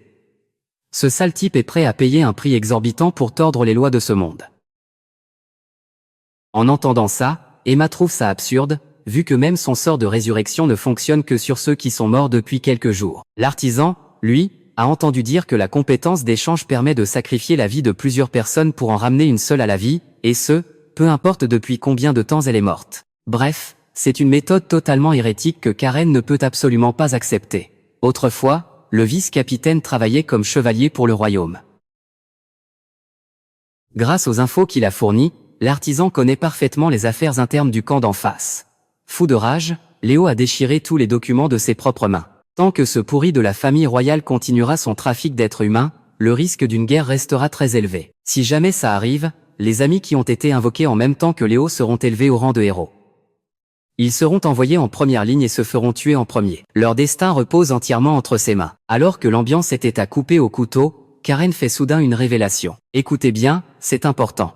Elle leur annonce avec enthousiasme qu'une vieille librairie va fermer et liquide tout à moins 70%. Et en plus, il y a un resto super bon juste à côté. En entendant ça, Emma propose à Léo de sortir prendre l'air pour se vider la tête, ce que le chat approuve à 100%. L'occasion est trop belle, notre héros prend un sac avec lui, bien décidé à dévaliser les rayons. Avant de se séparer, il n'oublie pas de demander à Karen de veiller sur Emma, comme la dernière fois. De son côté, la boule de poil gardera un œil sur son maître pendant qu'il choisit ses livres. Dans la lune, Léo ne remarque même pas qu'un voleur vient de lui faucher son sac. Le chat réagit au quart de tour et le prend en chasse jusqu'à une ruelle déserte. Après lui avoir mis la misère, il revient faire la morale à son maître. Comment t'as pu te faire piller par un minable pareil? Le chat voit bien que Léo est tourmenté, alors il lui propose de discuter un peu sous le soleil couchant. Il espère le voir se confier. Allez, crache le morceau. Je suis ton familier, après tout. À force de se dire qu'on a tout le temps de parler, les jours filent et on garde les choses importantes pour soi. La vie des humains est tellement courte. Alors, s'il te plaît, dis-moi ce que tu as sur le cœur pour ne rien regretter plus tard. En entendant ça, Léo est bien forcé d'admettre que le chat a raison. Si je ne peux jamais rentrer dans mon monde, je regretterai de ne pas avoir pu discuter avec ma famille. Il avoue avec amertume, je suis beaucoup plus faible que j'en ai l'air. C'est clair qu'il faut éliminer cette pourriture de noble. C'est juste que Léo se demande s'il pourra supporter le poids d'avoir ôté la vie à quelqu'un. Je n'ai même pas pu tuer le démon qui voulait ma peau. Le chat le comprend parfaitement, car il sait que tuer finit par assécher le cœur. Même un démon comme moi le ressent. Il refuse que Léo finisse comme lui par le passé. Pourtant, éliminer ses ennemis pour se protéger et sauver ceux qu'on aime est parfois inévitable. Léo a le droit de douter, mais pour le Tcha, il n'a rien d'un faible. C'est toi qui m'as offert une nouvelle vie. Même si le roi démon changeait d'avis, je te suivrai jusqu'au bout, Léo. Pour notre héros, son familier est prêt à tout, même à se salir les mains et assassiner à sa place. Mais s'il le laissait faire, Léo deviendrait une vraie ordure. Avant de passer à l'acte, il veut juger de ses propres yeux si cet aristocrate mérite vraiment de mourir. Laissant ça de côté, Léo change de sujet et lui demande comment il a fait pour prendre l'apparence du commandant Dylan. Vous ne vous êtes jamais rencontrés? Si, pris de court, le chat détourne le regard et bafouille, je t'expliquerai ça plus tard. Léo sourit, enlève ses gants pour l'attirer sur ses genoux, et lui avoue, c'est parce que j'adore les chats que j'ai fait de toi mon familier. Devant la guilde, Léo est persuadé que le noble finira bien par se pointer. C'est pour ça que l'équipe est venue se renseigner sur ses horaires. Comme Karen risque d'être reconnue, elle fera le guet à l'extérieur. En voyant des étrangers débouler pour demander quand arrivera le maître de la guilde, l'homme bête s'énerve. Il ordonne à Léo de s'écarter pour apprendre les bonnes manières à cette gamine insolente. Voyant que ses menaces ne marchent pas, il lui balance un coup de poing. Mais Léo bloque son poing sans la moindre difficulté, le laissant bouche bée. Avant que la situation ne dégénère, l'employé en fauteuil roulant intervient juste à temps. Elle s'excuse au nom de son collègue pour ce comportement inacceptable, en espérant qu'ils passeront l'éponge. Quand il réalise qu'il a devant lui le célèbre assassin silencieux et la princesse elfe, le gars change d'attitude du tout au tout et les accueille à bras ouverts. Il ose même sortir, « Je suis votre plus grand fan, monsieur Léo ». Tout ça après avoir cherché des embrouilles à son idole sans même la reconnaître. L'employé leur demande d'être indulgent avec cet idiot fini, précisant que si Léo ne cachait pas si bien sa puissance, il l'aurait reconnu direct. Après s'être excusé, le gars se prosterne carrément au sol, « S'il vous plaît, prenez-moi comme disciple ». Au beau milieu de la conversation, le noble fait son entrée avec ses larbins. Avec un sourire suffisant, il se présente avec une fausse politesse qui met tout le monde sur ses gardes. « C'est moi qui ai l'honneur de diriger la guilde des aventuriers de la capitale. » Épisode 12. En voyant Léo se lever de sa chaise, l'aristocrate demande, méfiant, « Qu'est-ce que tu comptes faire, à moins que rien compte se mêler de mes affaires ?» Pas besoin que l'homme bête ouvre la bouche, il sait déjà que Léo fait partie des candidats invoqués dans ce monde pour anéantir le roi démon. Avec une mission aussi cruciale sur les épaules, il l'accuse de ne rien faire et de se la couler douce. Il va même jusqu'à cracher sur le sacrifice du commandant Dylan, sa mort pathétique était un véritable chef-d'œuvre, tu ne trouves pas? Après cet échange qui fait bouillir le sang de Léo, le noble ordonne à ses hommes de l'éliminer sur le champ. Sans aucune pitié, il tranche le fauteuil roulant de l'employé avant de se ruer sur Léo avec une série d'attaques brutales, le forçant à tout donner pour se défendre. Il recule prudemment et active sa technique de dissimulation, ignorant totalement que ses ennemis ont de quoi le traquer. Ses mouvements facilement repérés, les soldats font pleuvoir les coups d'épée de tous les côtés. Le noble se vante, « Tu peux bien jouer à cache-cache, ton invisibilité ne vaut rien face à ce système copié sur l'œil démoniaque de Dylan. » Profitant d'une fraction de seconde d'inattention, Léo décoche une frappe surpuissante, qui ne leur fait absolument rien. Sentant que ça sent le roussi, il saisit l'un d'eux pour s'en servir de bouclier humain. Contre toute attente, les ennemis n'hésitent pas une seconde à transpercer leurs propres camarades pour atteindre Léo. Notre héros hésite à utiliser sa technique des ombres, terrifié à l'idée qu'elle engloutisse innocents et alliés au passage. Même la magie gravitationnelle d'Emma ne leur fait ni chaud ni froid. Voyant ça, Léo demande au chat de les retenir un instant, et saute par la fenêtre pour battre en retraite. Aidé par Karen qui plonge à la rescousse, ils parviennent à s'échapper, infiniment reconnaissants de son intervention. Qui aurait cru qu'elle savait voler? Karen leur dit humblement de ne pas la remercier, avant de laisser son regard se perdre sur les lumières de la ville endormie. Malgré toutes les galères qu'ils ont traversées, le couple ne peut qu'admirer la beauté du paysage. De retour à l'auberge, Karen leur fait soudain ses adieux, refusant d'assister à un meurtre sous ses yeux. Avec sa légèreté habituelle, elle leur donne rendez-vous une prochaine fois, les laissant seuls maîtres de leur destin. Assis dans le salon, Léo admet que ses soldats dopés sont coriaces. Sa dissimulation ne sert plus à rien, et ses attaques rebondissent sur leur défense. C'est comme si sa puissance s'évaporait dans le vide. Le forgeron émet une hypothèse, la drogue qu'ils prennent génère un surplus de mana, qu'ils doivent transférer dans leurs armes et armures pour les rendre si solides. Il passe un savon à Léo pour avoir laissé filer une occasion en or d'éliminer sa cible. À partir de maintenant, ce sale type va traquer Emma sans relâche, croyez-moi. Après ça, Léo demande à sa copine et au chat d'aller se coucher. Il a besoin de rester seul un moment pour faire le point. De retour dans son manoir, l'aristocrate met la pression sur ses hommes pour retrouver la princesse avant demain midi. Joignant le geste à la parole, il fait teinter son verre, ordonnant à 2 de ses soldats de s'entretuer. Les 2 brutes se massacrent littéralement sous ses yeux, jusqu'à ce que mort s'ensuive. Choqué, l'un de ses subordonnés bafouille. « Mais, pourquoi avoir fait ça, monseigneur ?» Avec une indifférence glaçante, le noble lui répond « Bah, ça me distrait. Ces pions ne valent rien. Tant qu'on a le sérum, je peux en fabriquer autant que je veux. Et puis, si on réussit à vendre la princesse Elphodémon, je mettrai la main sur des matériaux rarissimes. De quoi créer des monstres 100 fois plus puissants que ces déchets. » Pendant que tout le monde dort à poing fermé, Léo, lui, gamberge dans son coin, incapable de fermer l'œil. Repoussant la pensée de sa famille, il prend sa décision, cette ordure doit mourir. En voulant ramasser la sacoche que le vice-commandant lui avait confiée et qu'il vient de faire tomber par mégarde. Soudain, l'orbe se met à briller intensément. Sentant que ses jours étaient comptés, le commandant Dylan avait laissé un enregistrement. En revoyant son sourire si naturel et son franc-parler, Léo est submergé par la nostalgie. Après quelques blagues, Dylan prend un ton sérieux. Il lui demande de devenir un assassin qui refuse de tuer, pour avoir la chance de retrouver sa famille. Alors, ne pense même pas à me venger. Tu n'as pas à porter le poids des tragédies de ce monde. Et ça inclut ma propre mort, gamin. La vengeance, c'est un truc d'idiot, et tu es assez malin pour le comprendre, pas vrai? Le visage baigné de larmes, Léo s'effondre. Mais pourquoi maintenant? Je venais juste de prendre ma décision. Pourquoi il faut que tu me dises ça maintenant? Dylan espère lui faire comprendre une dernière chose.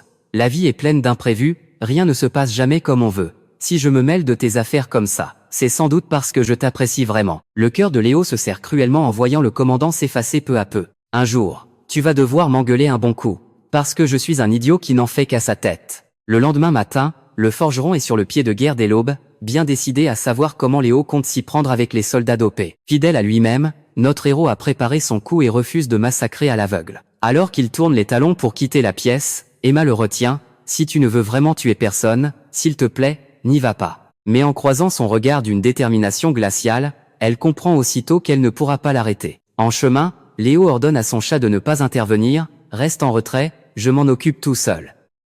Comprenant la détermination de son maître, la boule de poil obéit sans discuter. Une fois sur place, Léo active son camouflage, détruit les capteurs de présence avec une agilité déconcertante, et neutralise les gardes un par un dans le silence le plus total. Le terrain dégagé, il bondit sur le toit d'un bâtiment voisin, et tombe nez à nez avec un autre assassin. Sachant que notre héros est venu pour éliminer la pourriture de Noble, le tueur décide de l'affronter pour lui voler sa cible. Pendant que l'ennemi enchaîne les attaques mortelles, Léo rumine encore et toujours les paroles de Dylan. C'est vrai que la vie ne se passe jamais comme prévu, à l'image de ce confrère engagé par la noblesse. Décidément, ce monde est d'une injustice révoltante. Tout le monde, y compris ce sale noble, n'y fait pas exception. Alors, qu'il le veuille ou non, le sort de cette ordure est scellé. Après s'être occupé de ses collègues, Léo se faufile dans la chambre et pointe son épée sur la gorge du noble. Conscient de ses propres doutes, notre héros serre son épée et l'achève d'un seul coup fatal. La première chose que Léo veut faire en rentrant à l'auberge, c'est s'excuser auprès d'Emma. Épuisé, il lui avoue qu'il n'arrêtait pas de trembler avant de passer à l'acte. Et pourtant, après l'avoir éliminé, il n'a absolument rien ressenti. Il est dégoûté de lui-même pour cette indifférence après avoir ôté une vie. Est-il vraiment devenu un tueur de sang-froid? Léo regrette amèrement de ne pas avoir envoyé ce maudit roi en enfer dès le début. S'il avait agi plus tôt, le commandant n'aurait pas connu une fin aussi tragique. Le Léo d'hier n'existe plus. En larmes, Emma le supplie de ne pas s'en vouloir. Ce n'est pas de ta faute. Elle le serre tendrement dans ses bras, promettant de rester avec lui, peu importe ce qu'il devient. Il a toujours tracé lui-même la voie qu'il voulait suivre. Elle l'a toujours admiré pour ça, et elle continuera de le suivre. Même si Léo devait se transformer en un monstre terrifiant, elle ne lui tournera jamais le dos. En voyant les deux tourtereaux si proches, le matou a l'impression d'être mis sur la touche. Et oh, n'oubliez pas que ce chat a dévoué corps et âme à son maître, quand même. Après s'être extirpé de l'abîme du désespoir, Léo décide d'aller de l'avant, vers un avenir aussi radieux que l'aube. Au palais royal, Lien soupçonne que l'assassin de ce pourri de noble n'est nul autre que notre héros. Au même moment, l'intuition de Rio lui souffle que Léo a subi un changement radical. En entendant cela, Yann ressent un léger complexe d'infériorité, sachant que son rival vient encore de prendre une longueur d'avance. Tant pis, il lui tirera les vers du nez la prochaine fois qu'ils se croiseront. Sur le toit, Karen est convaincue que personne, peu importe qui l'on est, ne peut échapper à la perte de quelque chose de précieux. Et qu'un jour, ce sera à son tour d'aller régler son compte au roi démon. Fidèle à sa promesse, l'artisan continuera d'accompagner le groupe de Léo dans leur périple vers le territoire des démons. Pour ne pas décevoir Emma et son petit chat, Léo se jure d'accepter le fardeau qui pèse sur ses épaules. Il sait que le groupe s'apprête à entamer un voyage extrêmement périlleux pour ramener toute la classe. Il est prêt à assumer pleinement son rôle d'assassin, Et s'il faut se salir les mains pour ça, ce n'est plus un problème.